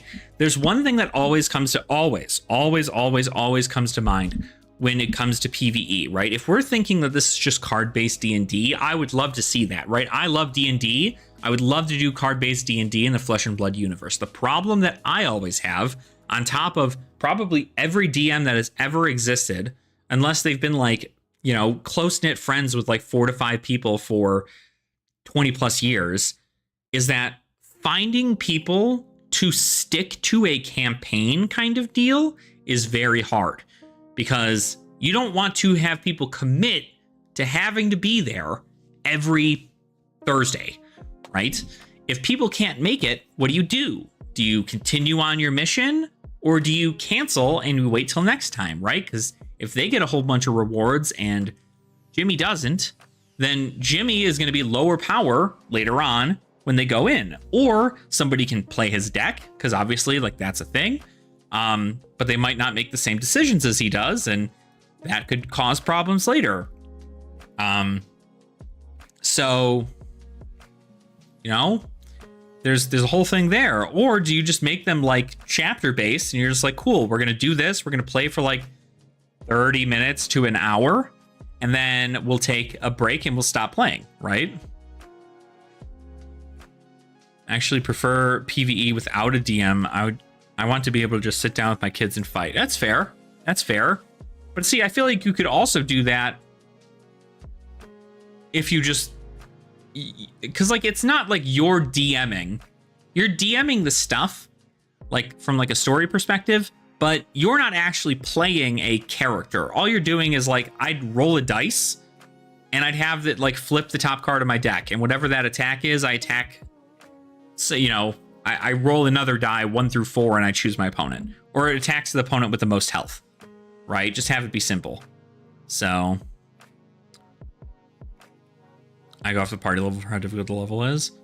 Well, that's fair, right? I mean, making that go off the party level, but I guess it's also like, you don't want people to miss out. If it's a campaign in which you're there for chapter 1, but then you can't make it until you're at chapter 4, you're going to miss out on a lot of stuff. But if it's like a boss rush thing, right? Something that I think would be really fun is if you just set something up like you were gladiators in the deathmatch arena, and you quite literally just had to fight wave after wave after wave after wave of monsters, and you gained gold every single time you cleared a wave, and then you eventually, after like every 5th wave, you get to go to the shop and you get to get new things, and you can go back in and you can fight. And, you know, you can gain health back, you know, if you end up buying a health potion as opposed to buying a new rare cards to get into, right? There are multiple ways to go. Like if you've ever DM'd a day in your life for Dungeons and Dragons, or had any concept of an RPG, making a PvE format for Flesh and Blood is so fucking it's so easy. It's so easy to do. It's so easy to do. It's just about committing to it, getting other people excited for it, and having a regular occurring thing where you play that. So for instance, if I got all that shit set up and I was able to get it all going to where myself and 3 other people can play live every Thursday here on my channel, then I'd do it, right? But I can't guarantee I'll be here every Thursday, and so a lot of people can. I mean, I hope to have every Thursday off, but sometimes I pick up a shift at work and can't do it. So to have things in place to allow a DM to create their own story.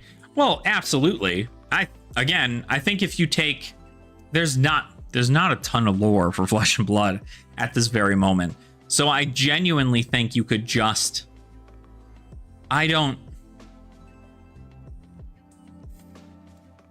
just like I said, right? You know, first dungeon that you go through is you are saving a librarian from the Great Library of Solana that was studying goblins outside of Solana, in like a cave outside of Solana, who's like, you know, habit patterns have changed. I made that on the fly, and I feel like if you can just change goblins with, like, you know, actual fauna that exist in the game, right, then it'd be the same deal. Like Marvel Champions, you could technically make your story, but it would just take the same things that were already there.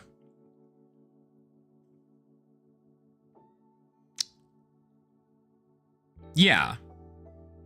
I mean, you like to come up with new things, right? But you're not trying to, like, derail. This is a very...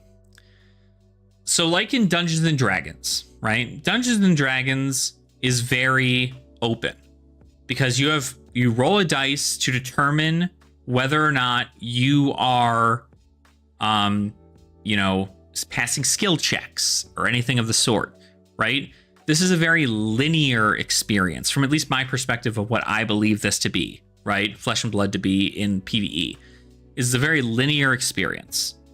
You go into a place, you meet boss 1, which is not even a boss. You meet minion group 1. And then after you beat minion group 1, you come to a impasse where you go left or you go right. You can either unanimously vote or you can have everybody roll, and depending on what they roll, you can choose, right? And, you know, you can make up a fun thing for how they choose which path, right? One path leads to a place for you to rest. Another path leads you to more minions. You go fight those minions. And then after you beat those minions, you go to rest. And then in the next room, there's a treasure chest. And in this treasure chest, it's like locked by arcane. Do you have any arcane damage you can do to break the lock on this chest? No, nobody's got arcane damage? Okay, well, you can try forcing the chest open, but it's going to deal 5 damage to every single one of you if you're going to try and get the chest open because the arcane trap is going to pop. And so you do that. Everybody takes 5 damage, but inside that chest is 10 gold for you to use at the merchant when you get out of this goblin cave, right? Wraith Adventures is basically that, but you're basically describing Gloomhaven. Oh, okay. I have never played Gloomhaven before, but that's kind of like that's just genuinely the concept, right? Is like mob group, like event, 3 events, boss, leave, right? Should take no time at all. Should take maybe 15, 20 minutes to get through that first little part of the adventure. Go back, get your stuff, and if you want to do another one, you can do another one. Shoot, you can go back to the Goblin Cave, or go to a different one, and you can go do it again. You can get more stuff. But eventually, you're going to need to cap yourself off at, you know, because you can't just, like, gain a whole bunch of money, go buy a whole bunch of cards for your deck, and end up with, like, a 300-card deck for you to play with. You're going to have to cap yourself at some point, right?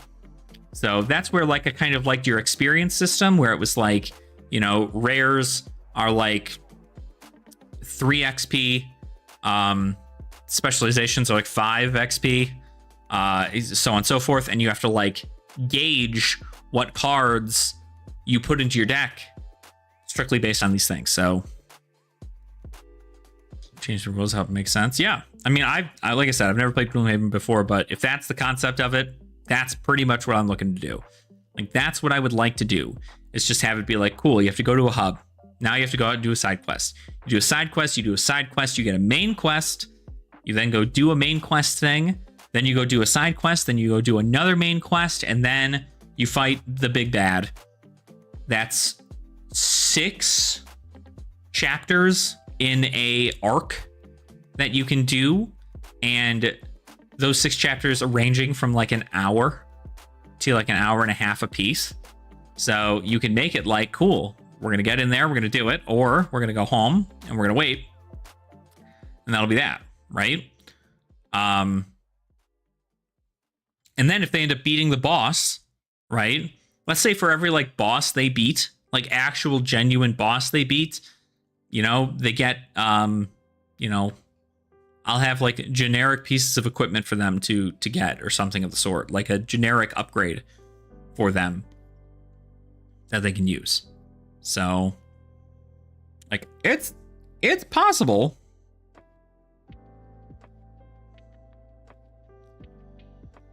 And it can happen. I don't think it's a difficult concept. But the problem with Flesh and Blood making, or at least LSS making a PvE format, is they also need to sell it, right? We as consumers don't need to make product in most cases. We don't need to make product and then proceed to try to make a profit off of said product in order for us to have, you know, in order for us to continue to give this to the scene that wants it. LSS needs to make a product and then sell that product. And that product needs to be selling to a point where they see that it's growing and it's continuing to sell and its numbers are high. And if their numbers are high, then guess what? They'll continue making more of that product. But if the numbers are not high and they feel like it's a loss for them to be making this kind of product because not enough people are out here playing it and having it logged as them being, you know, having the data that people are playing it, then they're not going to make any more of it.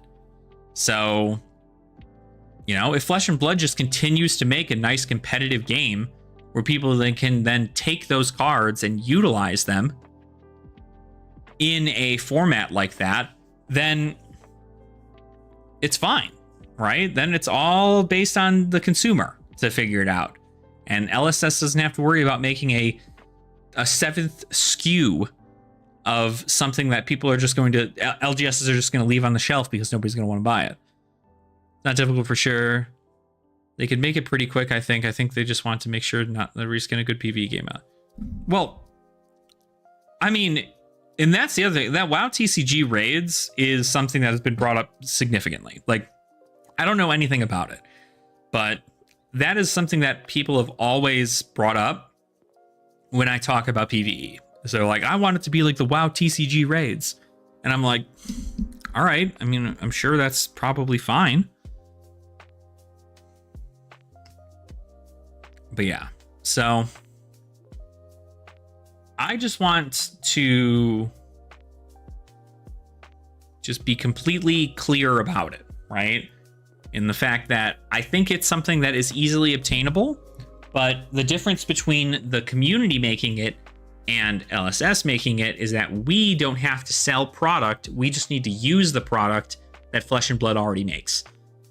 Whereas if LSS makes PvE, they need to make product for the PvE, and then they need to sell said product. And if sales are bad, they will go ahead and just cut it. Whereas if sales are good, they will continue to make it.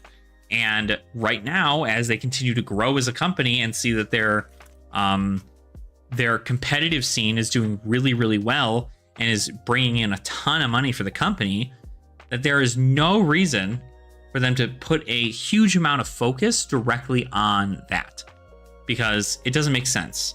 It doesn't make sense for them to do that. Because why? Like, why would you? There'd be no reason to do that. But yeah, so it's up in the air, right? From a business perspective, you know, you can take a risk, but like Flesh and Blood has taken several risks already. One of their risks was even said during the recent Living Legends podcast, is that James White regrets saying that PvE was coming so early, right? You know, he was like, oh yeah, 2022, I'm going to tell everybody about PvE. Like, they weren't ready for it. And so it's something he would have taken back. And he would have been like, we're going to get there, but like, we're going to give you a plan. I guess that was in Fluke's channel, not Living Legend podcast. Exactly. Right? Because eventually the competitive players are going to want something more casual. Because if they find a format that they, you know, if they've been playing Classic Constructed all their life, right, and they love Classic Constructed, but then they run into a meta that they find is toxic, they will stop playing Classic Constructed. Some of them will. They'll stop playing Classic Constructed. And if they stop playing Classic Constructed, they're going to probably still want to play the game, but they're going to be playing it a little more casually while they wait for the next big installment to come out to where they can go, now it's my time to shine. There's a new ranger, or the lightning element came back. There's a lightning rune blade now, and I like lightning specific rune blade, and I have to play that, like, or ice rune blade or some shit. Like, I have to play it. And so when you have it in a situation like that, like, people wait until the next thing and then they get excited about it and they come back into the game. It happens all the time. So if it's hype that gets people into it, rad, right? But I don't think that you're going to find enough. Like, I don't know what Flesh and Blood could make. I don't know what LSS could make as a product to sell to consumers that isn't quite literally just here's a dungeon module and 4 decks. 5 decks, one of them being the deck of monsters. And you get all that stuff, and they're going to be like, if you want to buy all that, it's $80. And people are going to be like, what the frick? Like, And then people are going to be like, are these cards going to be available for play in Blitz and in Classic Constructed? And you know, are these PvE specific cards only? And there's going to be like a card in there that's crazy good, and they're gonna be like, yeah, no, you can use them for anything. You can even put new cards into those decks and change them around however you want. Because, like, you could easily play something like Solana versus Demonastery, right, where you have a bunch of enemies from the Demonastery as bosses, and like you can utilize things like Levia's monsters as creatures for you to fight. And you can just play as heroes from Solana. You can just play as Bravo, or you can play as Prism, as Bolton, as Zorinthia. You can play as Bravo from Aria. You can all the people from United We Stand. You can play as any of those people, and you get them 4 decks, and you can just slap it all down and go, okay, these are pre-made decks to go against this thing. But then at that point, you're just making a board game. You know, this is all just like, cool, we want to make a TCG, but now here's a board game. I think that's cool. I think it's something some players want. But I don't know but like LSS has to put a lot of resources into creating a board game for their trading card game and make sure that those two entities don't overlap in a way that makes it to where it fucks up one thing over the other. So it's very weird. Very weird thing to look at. But I don't know. I like it. I like the concept of having it, but it's going to be like $80. And, you know, it's going to be a big game. And that's great. The people of Flesh and Blood are going to love it. But you also have to make sure that you're adding advertising in there to be like, well, this is the board game version of Flesh and Blood. If you want to play the highly competitive trading card game that this is based off of, you can go ahead and do that by going to fabtcg.com and learning how to play Fab from a competitive standpoint. And, you know, there's options. There's tons of options for them to do. But it's whether or not they want to utilize the resources. And I don't blame them for wanting to hold off on a product that they're not entirely sure on while they continue to focus on bettering their competitive scene. like heavy hitters and Part the Misfail have introduced new heroes that are already at top tables. You didn't see this in most cases, right? Prism came out, nobody really cared, right? Bright Lights came out, Dash like top like a battle hardened, Dash IO top like a battle hardened, and then was never spoken of again. Anytime, you know, with Outsiders, Azuri had like some things, but Azuri was not at top tables because Dromai was out, couldn't play her. Katsu and Benji, right? Katsu obviously not really sitting at top tables. Benji not able to be played in Classic Constructed. Riptide not very great outside because, you know, again, Dromai. And then you had Azuri, and Azuri just, you know, she wasn't able to do anything. So the fact that they've now come out with 2 sets in which both sets have contained heroes that are now at top tables immediately after release is huge. Alpha Clash is working on a board game, which I think will be fun. I don't need another TCG board game, though. I don't need another TCG board game, though. I love it. I see. Yeah, and that's the thing. You know, if it's something that has replayability and you can constantly be playing new things, that's great. That's awesome. Is it, you know, is it for everybody? Probably not. You know, I think when most people consider casual play, they look at, like, I look at things like Ultimate Pit Fight as casual play. If you genuinely want to look at a casual format, Ultimate Pit Fight is a casual format. Commoner, not super casual. Clash is, I mean, like, we want it to be more fun than anything and more of like an onboarding kind of format, but, you know, we run a league and that league is competitive. So even though there's nothing on the line as of right now. So it is what it is.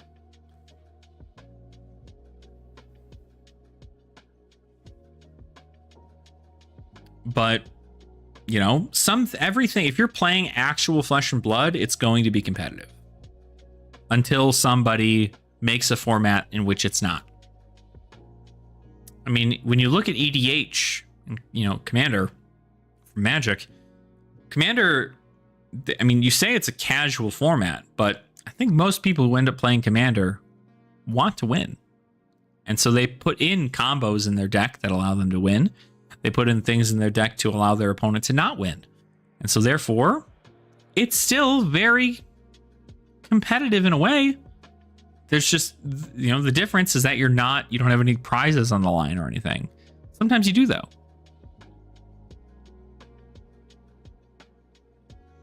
Exactly.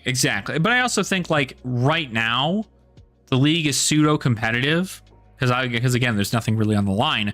But as we continue to get more data through other people playing Clash at their LGSs or through their games or, you know, whatever, we're eventually going to start seeing people, especially if we end up having like a legitimate prize pool, we're going to start seeing people get competitive.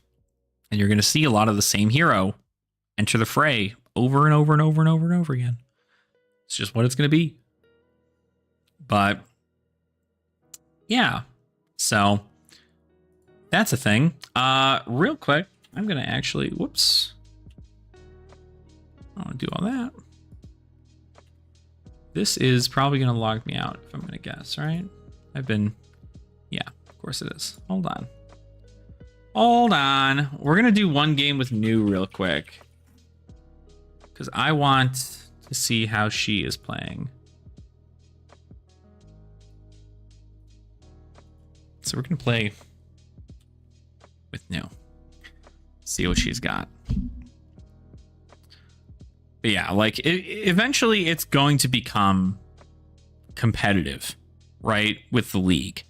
Obviously we want it to be, it's casual right now because people don't know what to play in the meta, right? But anybody could quite literally just look at Rotu's deck and go, hey, Ro, Azalea and Rhinar, I'm going to go ahead and just copy your builds, and I'm going to play those because you won the last Clash Bash. And that's a viable option. That's a viable option for people to do. They can do the same thing with my decks. But here nor there.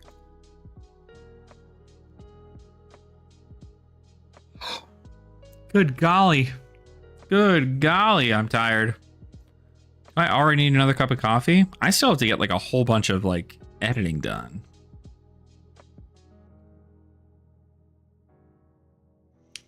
Which is going to be just so fun.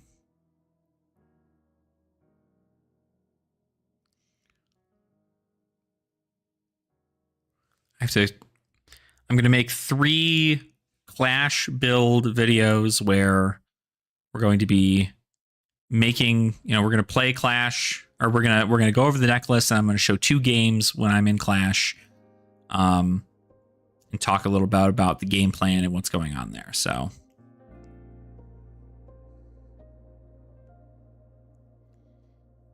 that's the goal. Also, I had a scare last night in which my computer wouldn't boot up because my external was having like some kind of issue. But I don't have my boot stuff on my external at all. So it's just like trying to do it. Play bonus games for fun. I'm down. We can do bonus game for fun. But only if you know this is a bonus game. You're the guy in charge. You also can't look at my screen.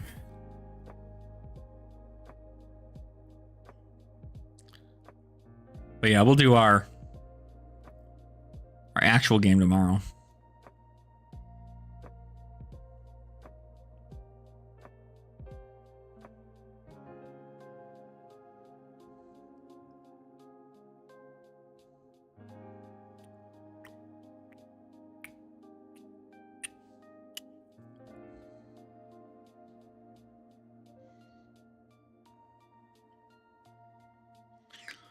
Oh boy.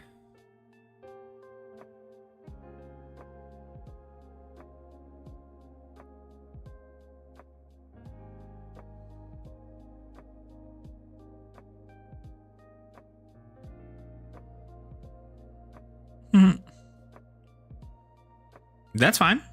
That's fine. I'd love to check it out. I mean, your stuff in Banished is really, really good for you. So, but it's also bad because you get blood debt. So, if you don't use it. So you just have to block with your non-blood debt cards. But I'd be curious. I'd be curious to see what it's like. Probably do. It's true. I can also use it if it's a blue. Which, right?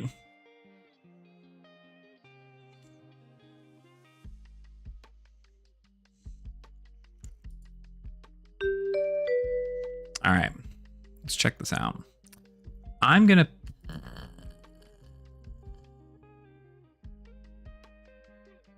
All right, sounds good.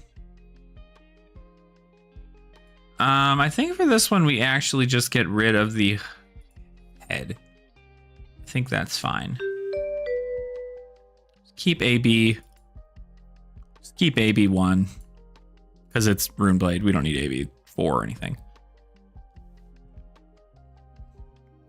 Alright. Let's go ahead and check this bad boy out. See what's going on. Banishing the Phantom Banshee. I'm gonna play that, get a rune chance, end their turn, take a damage. Ooh. It's not like a terrible one, really. I guess that's fine. Okay. We're gonna start.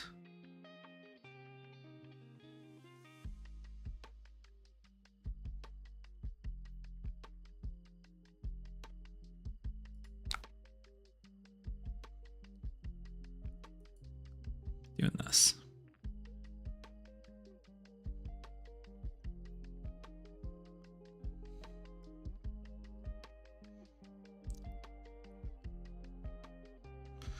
Now the goal here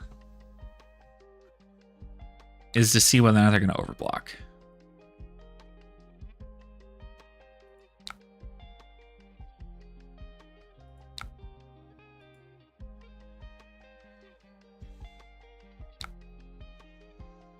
I might just deal damage here. Okay, so that's 4. So this is coming in for 6. This is going to block 4. So we definitely want to do this. Oh, they're good, man. They're good. They're good. All right, I don't really want to break this early, but I do want to get I want to get the buff. Try to banish more cards from the top of the deck.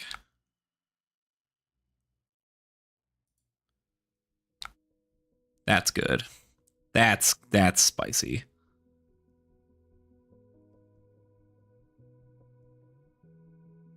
I probably could have Fang Striked.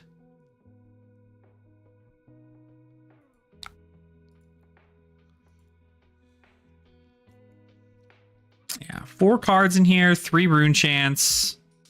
So they can wail, they can banshee, they can stirrup. They can do a lot.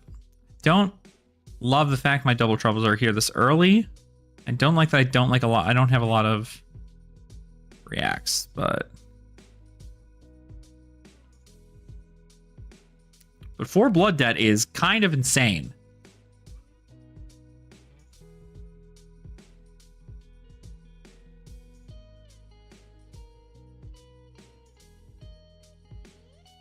Like, that's going to be a lot of damage for them. I think that's just the goal, is put as many blood debt cards into their banish zone and then just knock them out. So they're playing Mauve.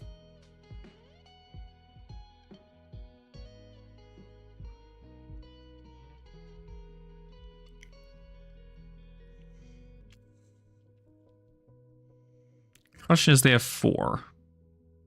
None of these have go again. Oh no, they will have go again. Go again, and if it hits 3, create rune chance. So you could play this, go again, but you don't have a 1. You'd have to make the rune chance, and I'm not going to let you do that, so...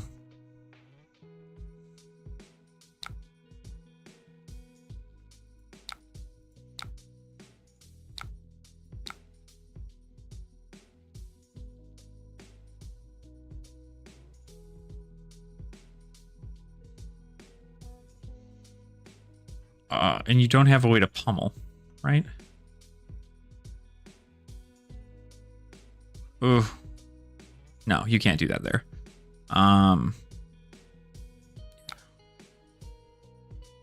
Push this.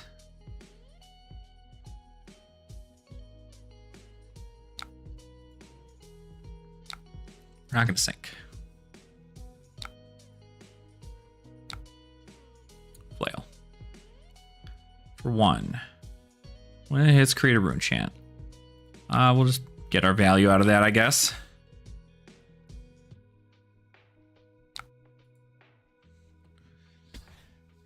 Get our value out of that there.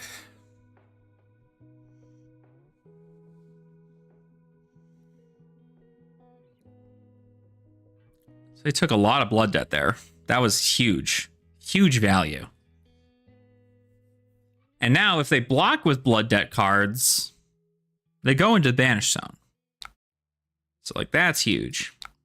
And then we get to banish. We also gain a life from this. It's huge to us. We gain a life. We banish a Mauve. Huge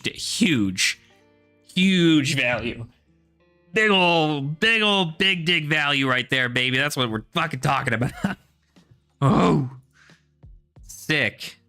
Damn, this is oppressive. Okay. Banishing that, they've got 2 rune chants. A Deathly Wail. Which ones can they get? They can't Deathly Wail. They can Deathly Delight. But when this combat chain closes, gain life equal to the number of heroes who have lost life this turn. So, not bad. We do have this here, though. We actually might... We can Bonds, Pitch, Venomous. So maybe I just take a little bit here. Gets +3, go again. Okay. Damage is unpreventable. Oh, that's a nice little warning they've got going on there. Well, I think I just take 2 who've lost life this turn. So they lost life. So if I lose life, which I could. No, but this is coming in for 5. I'd rather... Oof, that's a lot of damage, actually.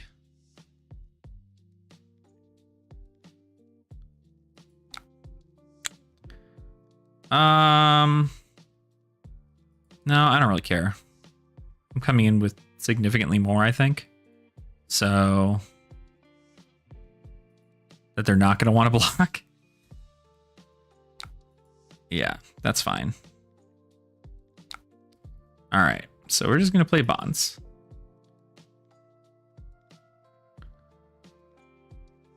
Because they need to keep a card in hand for sure.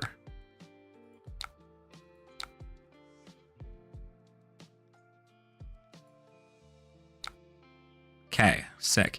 They banished... They banished the Phantom Banshee, so I need another card with the same color. But...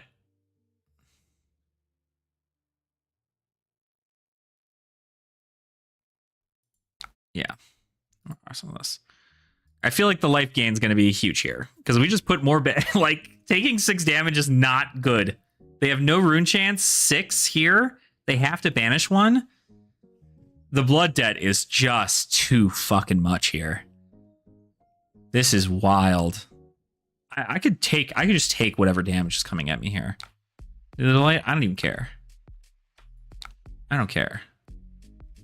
You can hit me with whatever, bro. A pummel. That's fine.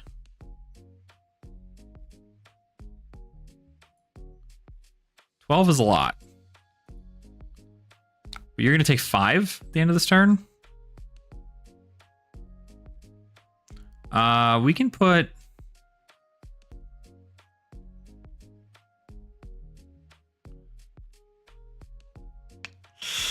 this to the bottom, maybe? Blocking 4, taking 8. We have a Fang Strike.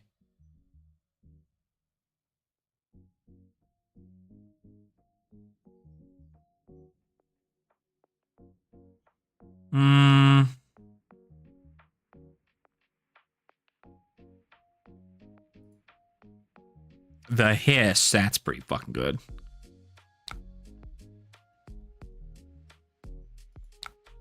Okay, I get to discard. Part of me just wants to discard the Hiss, because I have... We can double trouble. It's not like terrible. Let's just get rid of the Hiss. Why not? Okay. So, 5 blood debt, kind of crazy. We can Art of Desire Body.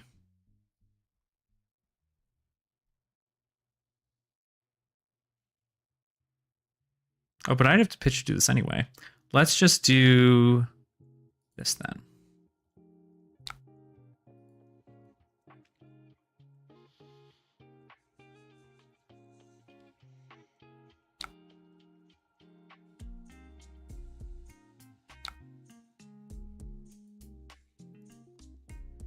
Probably going to overblock.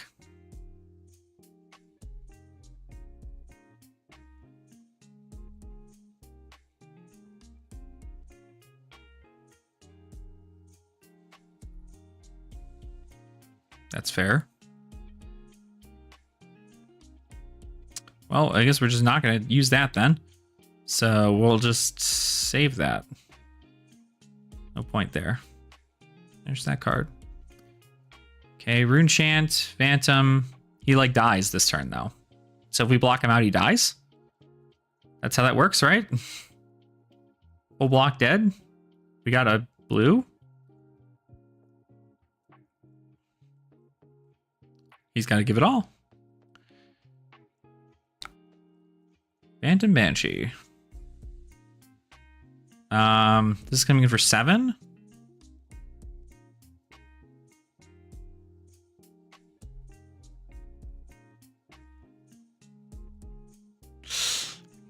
No.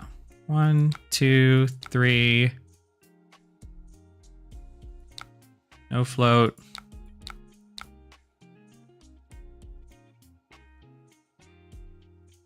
You died a blood debt. Good game. Yikes. Damn, blood debt is no joke. Wow. Wow. That blood debt is insane. Oof. I was sitting here like, man, that's probably going to be pretty good for you. I didn't need to transcend once. Not once. I would rather your card stay in banish.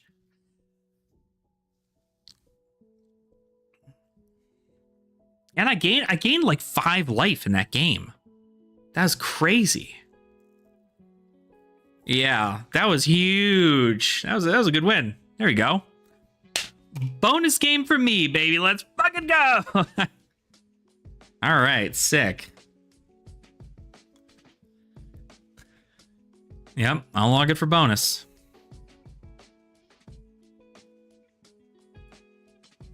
Go get this thing here. Do. Pinned messages. Clash report. Whoops. I don't need it to be up here. Clash report.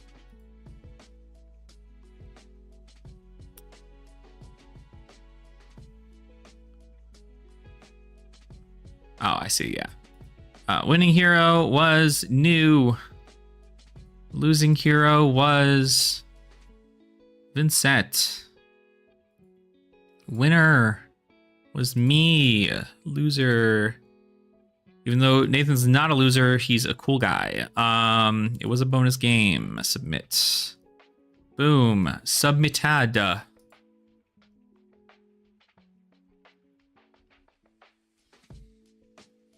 Mm-hmm. Yeah. Yeah, the points are so, like, incredibly insignificant to where it's like, whatever. You know? But that was a good game. I genuinely, when you pummeled me, I was like, God damn, I forgot you played pummel in here. But I didn't even see the 2 float. I was like, I'll be fine. It's whatever.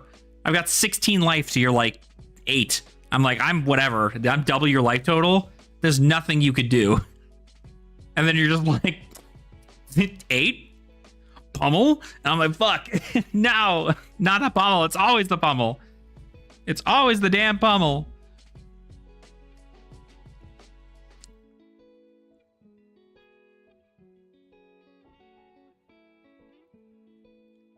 Goliath Gauntlet there. I mean, even if you Goliath Gauntlet, that's what, 2 extra damage? I think I was still at 4? 5? Something like that? The 14 dealt... Oh yeah, you dealt 12. Yeah, so if you Goliath... Well, I mean, I blocked 4. So if you would come in with 14, I'd have blocked 4 of it. So you'd have done 10. I'd have gone down to 4.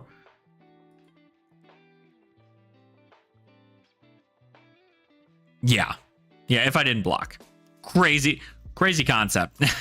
Not blocking in a 20 health format? You're insane, Nathan. You're insane.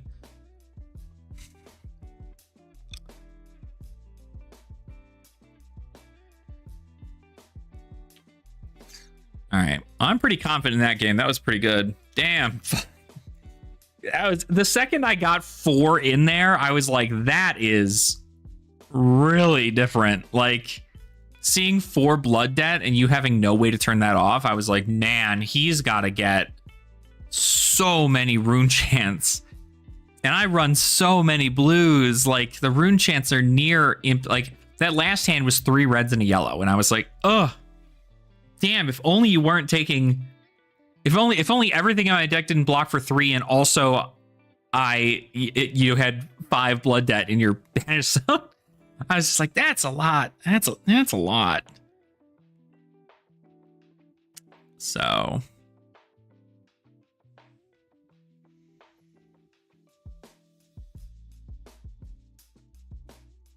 Mm-hmm. Yeah. Because that's the other big thing too, is that because when I came in with Desires of Flesh and you blocked with an attack action, I was like, sick, I gain a life. And you banish a card. Now you have to figure out, if you're going to block my cards, you need to block them with your non-attacks because they don't have Blood Debt. But you also want to use those. Mm-hmm. Yeah, Desires of Flesh, cracked as hell. This card is insane. That's okay. I'm recording, so obviously I'll be able to get it. If you want the file, I can get it to you. I just have to. I'm gonna cut the games first. So I've got that Enigma game, and then I've got what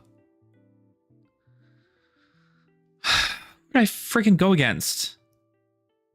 Enigma versus New, and then I went against Kano in one. You have no games to flash up right now? Yeah.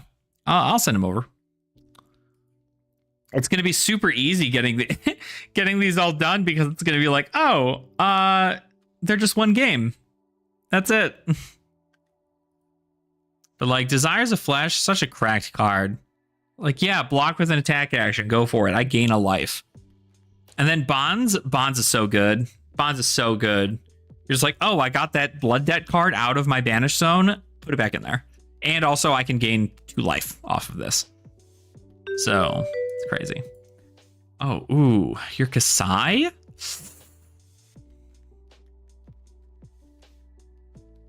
I go second.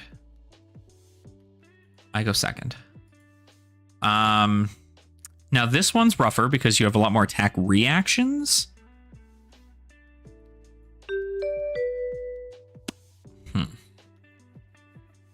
Do we want this to be a bonus game as well?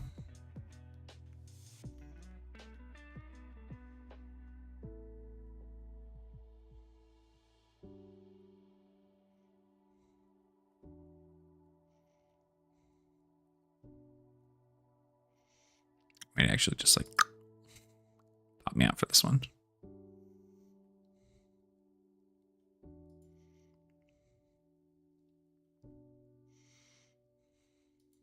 Okay. Hit him with a good luck, have fun.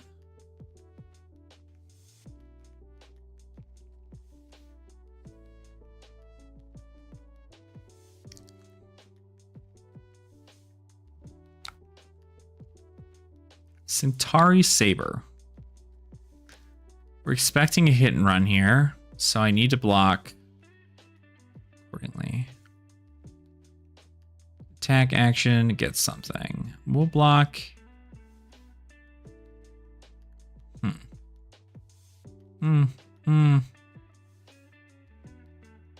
I don't want to use my armor this early. I actually don't care.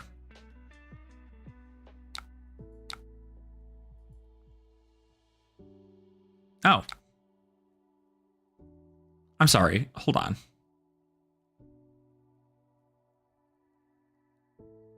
Oh, because you played Precision Press. Duh.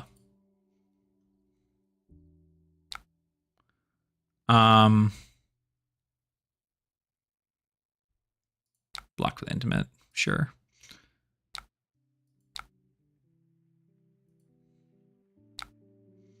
Yikers, not super great.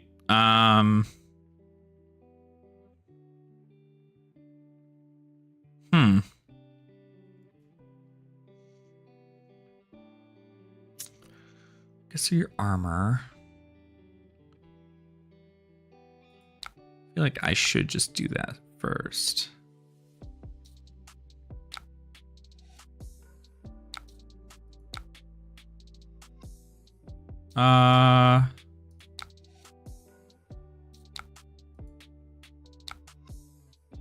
Bite's gonna hit.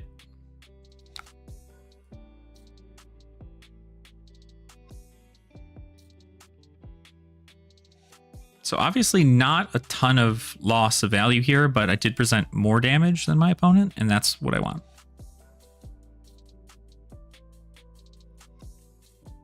Definitely could have blocked Satari Saber. Well, no, it would have gotten plus. I could have blocked it.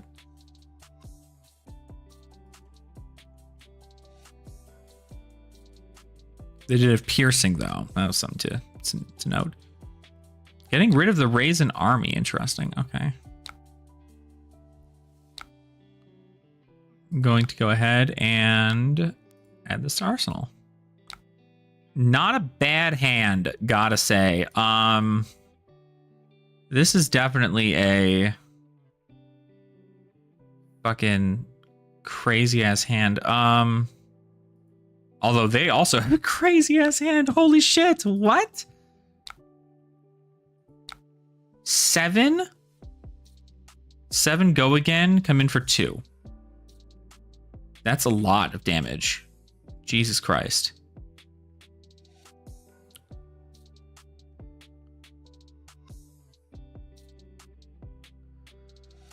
Oh shit. Fuck.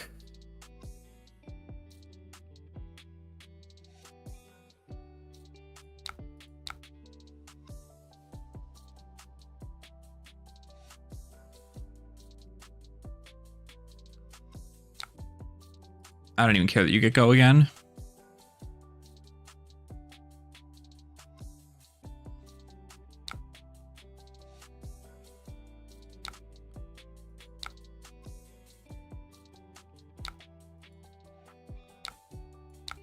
That's fine. 5? Oh shit, I didn't even see 5. Fuck my life, I don't care.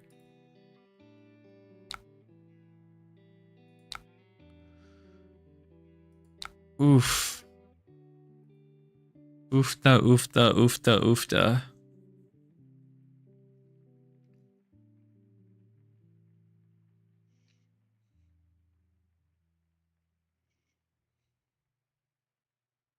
Probably should have bite first. Or freaking whelming first.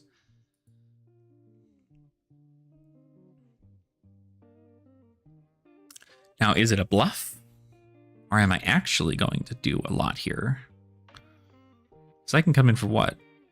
This is +2, 5, 8. I can bring them down to my level. Still have Passover.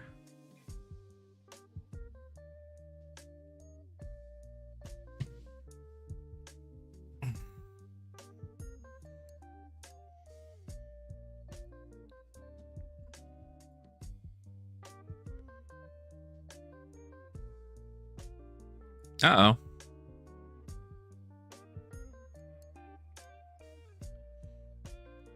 Yeah, that was a lot of damage done there.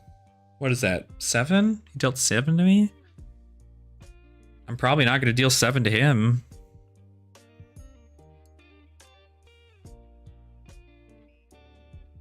We are going to get all this armor out of the way, though, which is sick.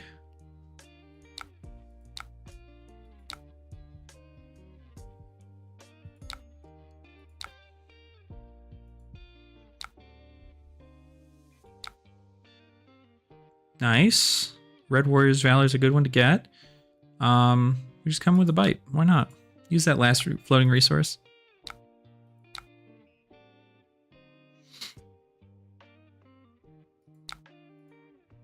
Two cards. In hand. A slice and dice. And then I'm assuming a... Oh, Kasai. Okay, so this is going to want to hit. Lucky for them, though, I have this. They don't have anything to pump it with, so...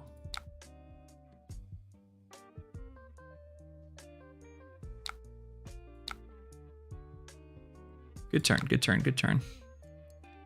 I'm gonna hit them with a... Beckoning Mistblade. Pitching.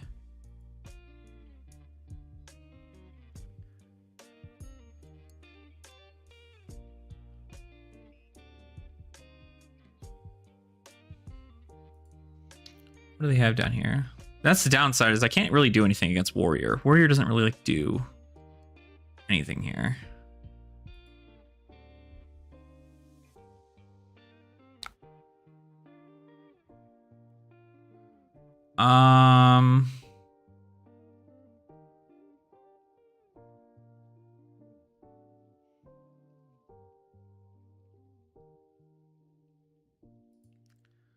Although, they don't have any blue in their fucking banish zone. Shit.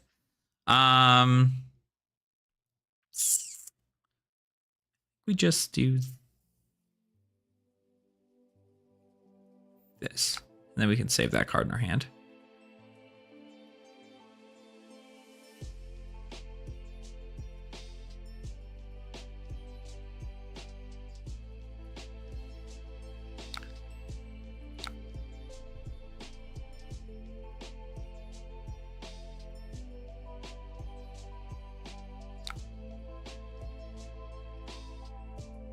Okay, we're not going to use any of our reactions or anything.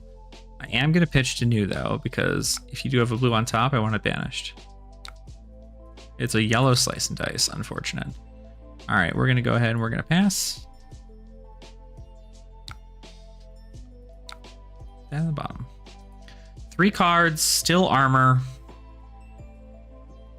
No way to get anything outside, though. If I don't block here, I just take 2.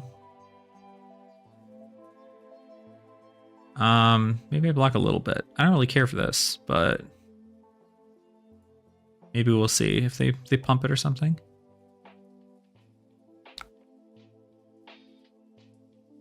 Well, fuck.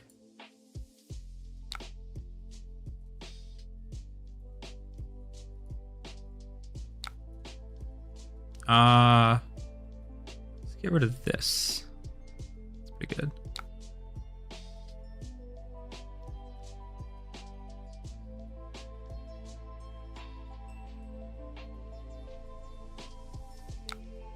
Okay. My turn is...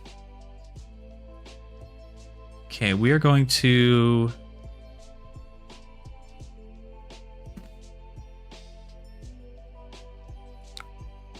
Bop. Bop.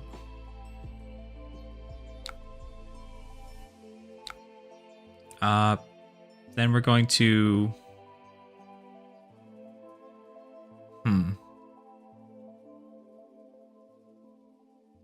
Bop.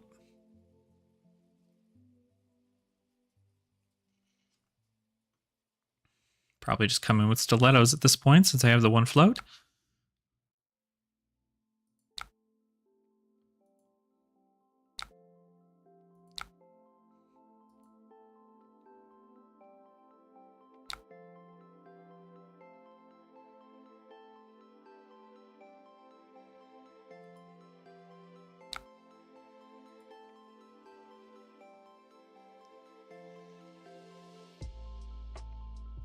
That's their second Red Warriors Valor. They don't have any more Red Warriors Valor anymore. It's kind of good. We are going to Intimate Inducement here. I'm going to pull a blue out of there. The less blues they have, the better.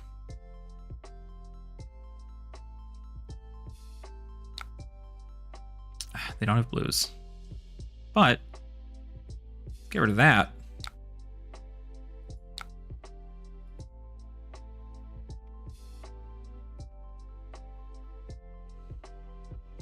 Don't want them having that.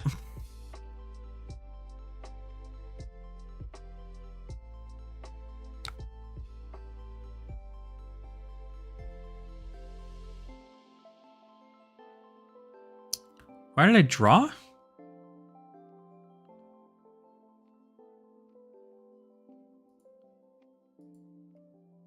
not sure why I drew there.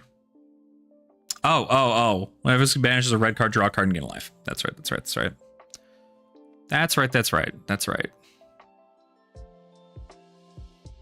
Okay, slice and dice coming up. This 3. I just don't care enough about it to do anything here. But if I don't block, I don't block, right? So let's hit it with the... Let's just hit it with this red. Block with the attack react. Give it a go again. 6. Block here. Take 3. Okay, then we go ahead and we just play... Really don't like this card being in here, but...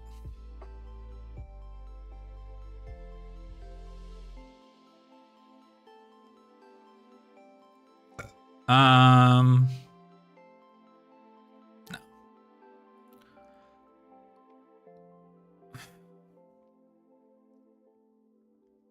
I could have destroyed that, but I think it's going to be better with the blocking potential.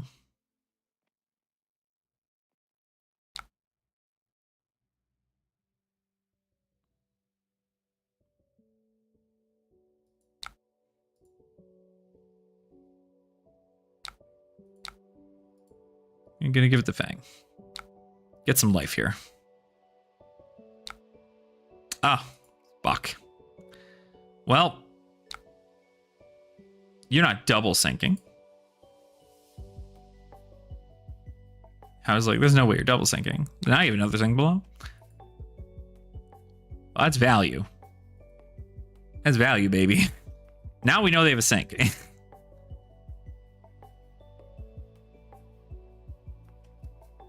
This hand sucks. Really bad. Okay, for 2. I think we kind of just want...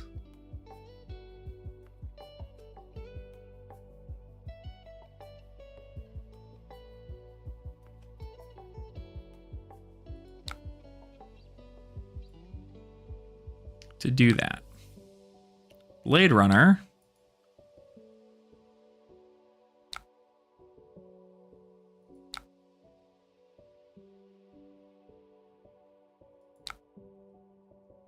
Let's just block out as much as we possibly can here. Oof, and in the swing, that's not good.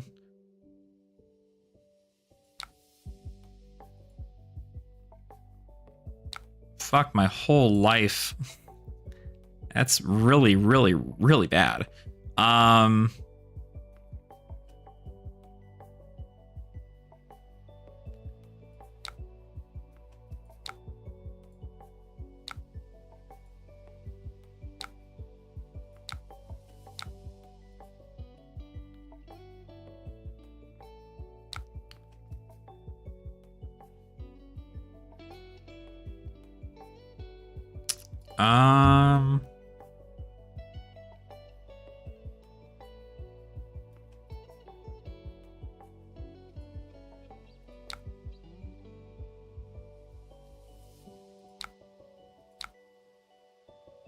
Ugh. Just can't get it with this one.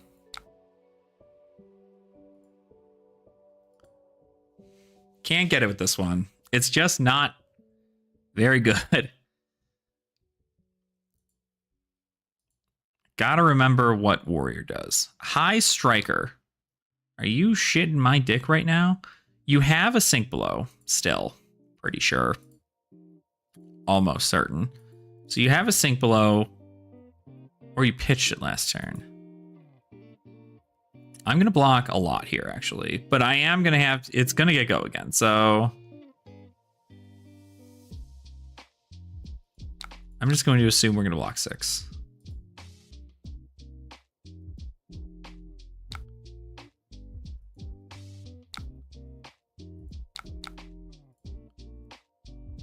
Fuck. Fuck. Yeah, it was good. I definitely let way too much damage go through. I should have been using daggers more.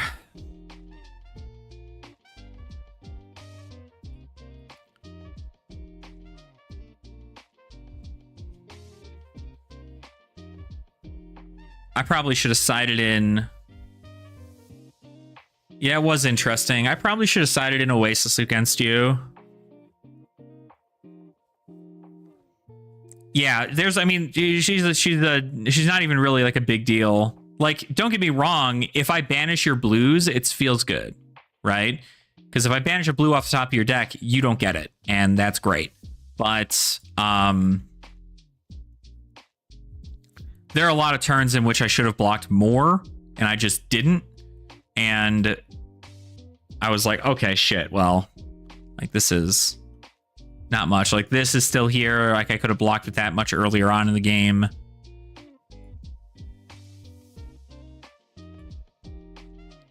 Yeah, but, like, I also feel like, it's like, that's not really like your whole end game here, right? I mean, like even just being able to come in for, you know, the slice and dice, and then the blade runners are like way more, because that's the thing. You also care about attack actions. We're essentially playing almost the same deck, right? Where I come in with one attack and try to pump it up a lot. You come in with two attacks that are pumped up individually, and also have like on hits. So I view New a lot like I view Warrior, in which that's just what I do. Just play that out. But she's definitely not, like, she's not super great into, I feel like she needs something like pretty detrimental. Yeah, I like it. I think it's nice. I think she needs something like big though. You know, like if I'm able to come in with a 1-card 7 or 2-card 7, I think that would be significantly better. But instead I have to come in with a 1-card 3 or like a 3-card 7 if it's like Venomous Bite, or 3-card 6. So it is interesting. I'm not sure if I'm like some of the matchups are a little different, but it's not like the worst of it. So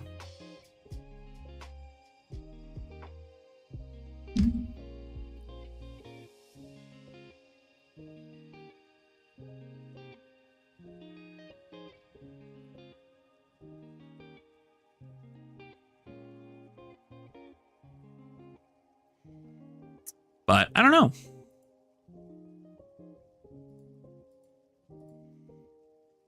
I think it's not bad.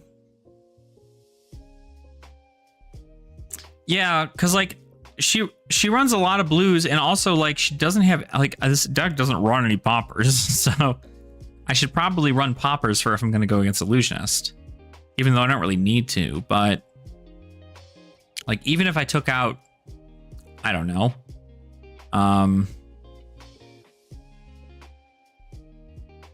if I took out the blue Bonds of Attraction or the red bonds, no, those are good. If I took out the red Mind's Desire and put in a Battlefront Bastion or something, that wouldn't be terrible.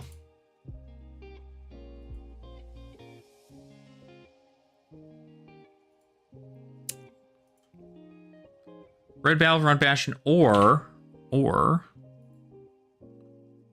we could always put in, it's like I like Mind's Desire, but I don't know if it's like the way I want to do it.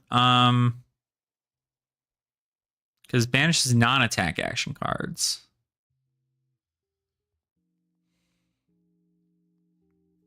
Like, that's good.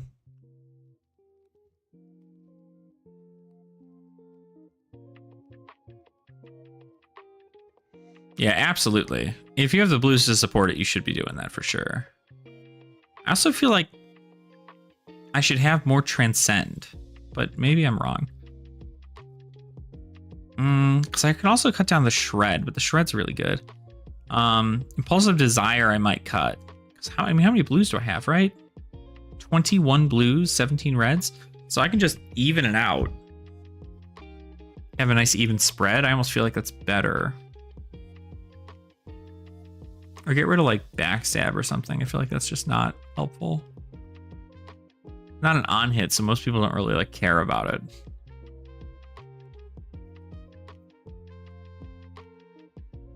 Yeah. I mean, really anything. I mean, like a Wounded Bull isn't like a terrible thing either, you know?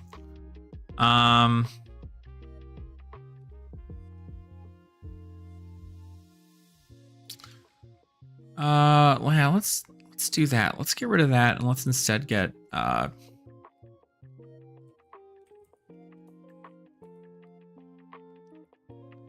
7. I think Blanche. When this hits a hero, cards they own lose all colors until the end of their next turn. That's pretty fucking good. I could play Raging Onslaught since it blocks for 3. So this is always a key fucking card. I could play Wounded Bull to have it come in for 8. I could play Finals Fighting Spirits to possibly gain a life. Yeah, attack reactions having 3 blocks is sick. That's how it's fucking done. A reacts with 3 blocks, besides fucking Razor Reflex, and that's it. Like, everything else has got 3 block. That's why this card's busted. Intimate Inducement, seriously, so insane.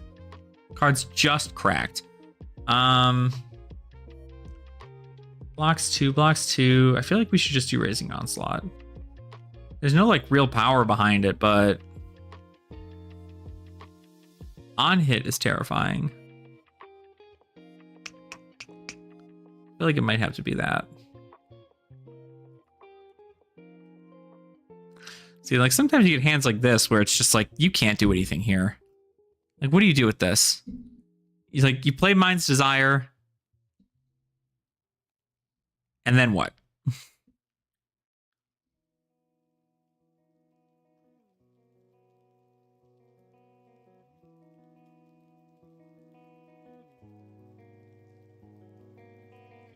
Mm-hmm.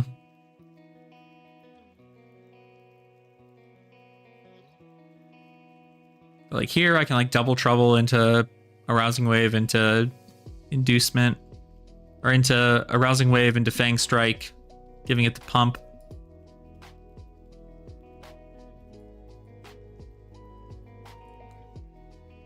Currently a 50% win rate. I lost to Kasai and New, and I won against Viserai and Vincent. I apparently can kill the shit out of Rune Blades, is what this says about this.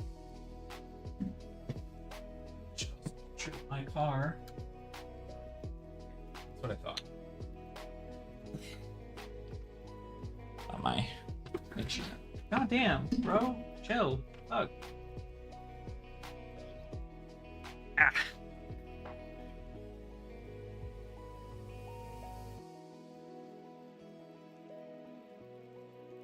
So, not terrible. It would be a good popper too. So, Locks 3, it's a good popper. It should show up in the data. I didn't log the second one we did. Let me log it real quick, unless you logged it already.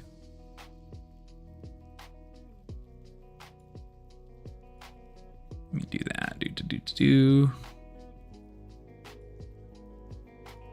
You logged it. Okay. Well, I logged the other one, so.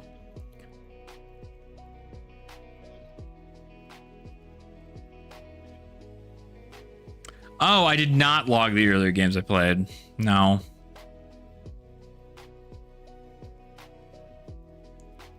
I don't think I know how to log them outside of them being.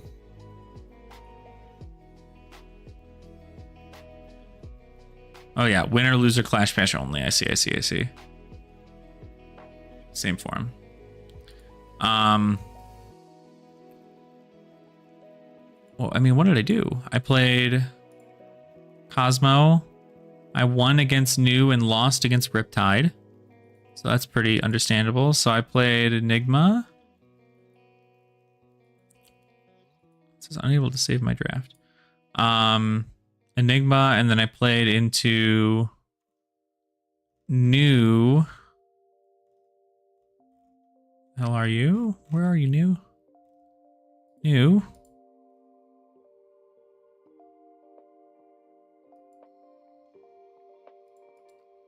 And then the winner here was Riptide into Enigma.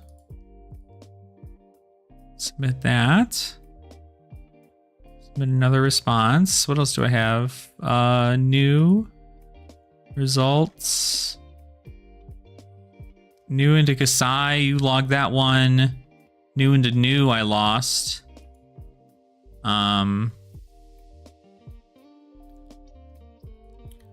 The winning hero was New, and the losing hero was also New. And then I won into a Viserai. So winning hero was New. And then losing hero was Viserai. Submit. And then Zen, I had a couple of wins on Zen too. Zen has... I faced... I think I faced Tepa 3 times. So technically we have a Zen winning into a Kano. And hit submit. Submit another response. Zen into Kano. Kano. Submit.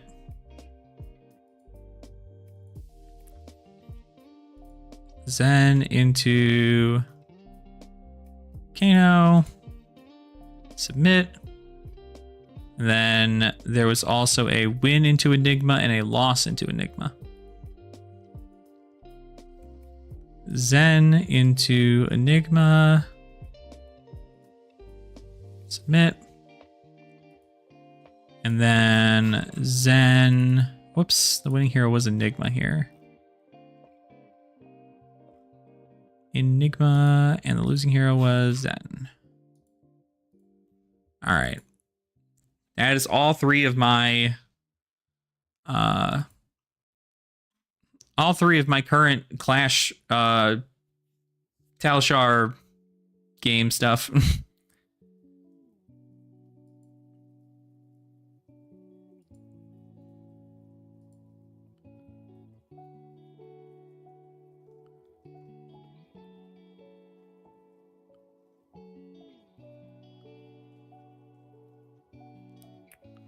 Do you have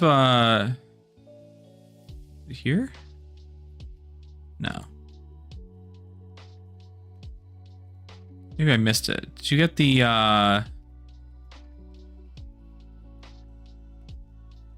think it's in here, the analytics.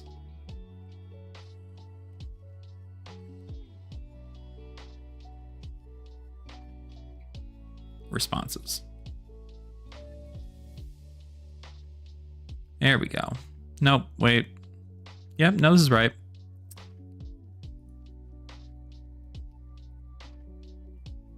Analysis. Boom. God damn. This has changed significantly. Let's take a look at this. Let's take a look at this for a sec.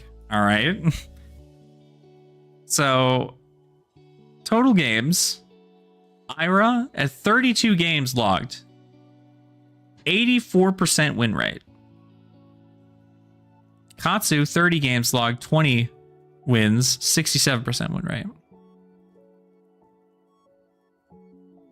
67% win rate with Lexi. Like, what are we even like looking at here? It's gonna be the other way around. Hold on.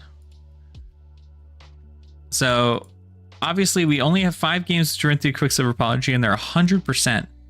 It was into Arachne. Whoops. Arachne, Betsy, Ira. Oh, Dorinthia Quicksilver Apology 1 into Ira. And then 1 into Icelander, and 1 into Katsu. Well, now what the fuck is that all about? Yoji's only got 1 win. Kasai's only got 1 win. So, like, these are kind of skewed. Although the Dorinthia being at 100% win rate is kind of freaking crazy. Ira, 84% win rate and the most games played. Then Katsu with the next most games played. Olympian Zen doing very well. Zen coming in, 80% win rate on Zen. I think all 5 of those games were me, and I only lost 1 of them, right? So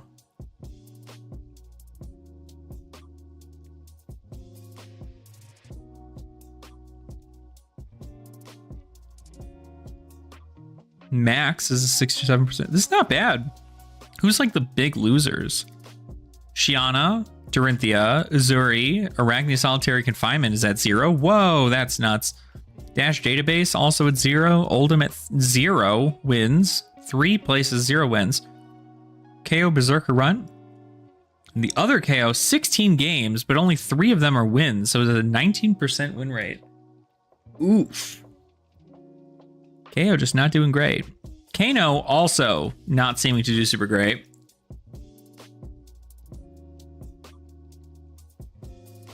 A lot of games played with Kano, not a lot of wins.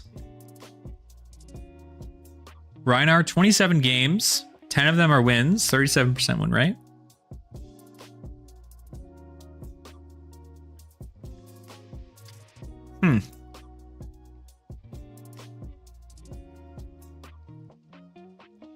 So it looks like we have at the top, outside of these two, I mean, I guess 100% win rate is 100% win rate, right? So Dorinthia, Quicksilver Prodigy, Yoji, Kasai, Centauri Sellsword, Ira, Olympia, Zen, Katsu, Lexi, Max. If we just check to the top, like 5. 2, 3, 4, 5. That is 2 warriors, a guard. I'm sorry, 3 warriors, a guardian, and a ninja in the top 5.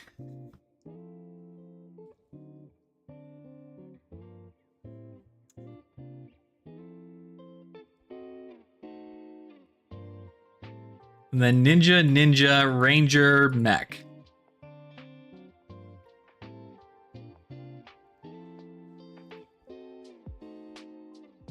But if we do it by total games,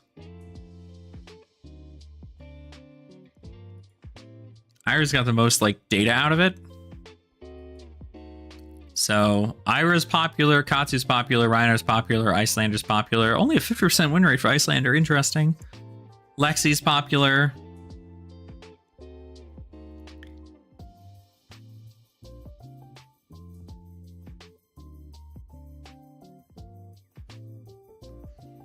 Now, at least top 4 with the best win rates. We have Ira, Katsu, technically, I guess, Icelander, Lexi. Ira, Katsu, Icelander, and Lexi. Interesting.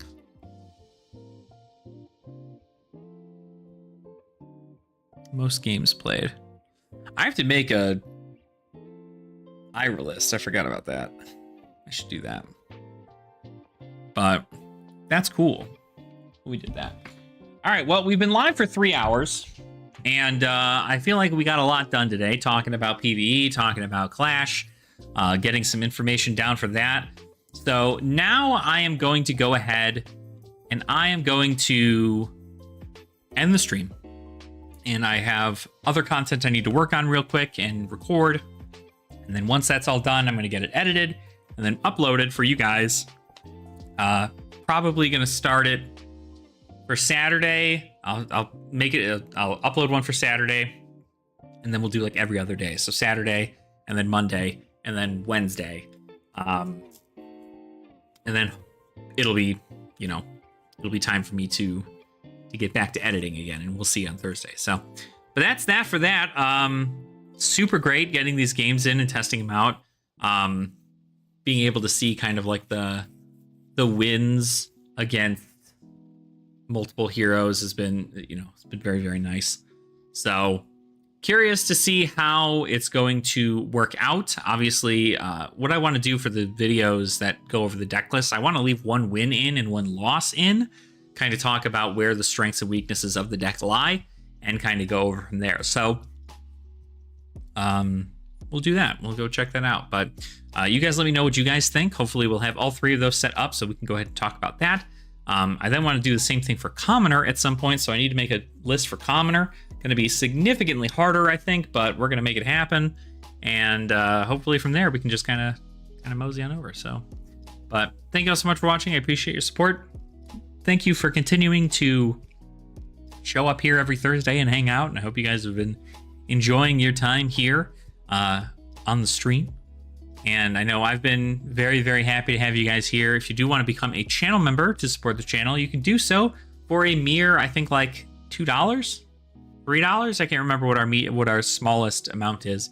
We have them at 3 tiers. I think it's like $2, $5, and $10. So if you're fine doing whatever one of those, certainly helps support the channel a lot. You guys get member-only videos and then also emotes and stuff for you guys to use here in the chat. So that fits your fancy, by all means, feel free to, but it's not necessary. Just something I like to let people know about in case they don't. But yeah, so that's that. Thank you guys so much for coming by. Thank you so much for hanging out. And I will see all of your wonderful faces either on my Twitch channel if I play more video games tonight, or I'll see you guys next Thursday. All right, everybody. Nerd out.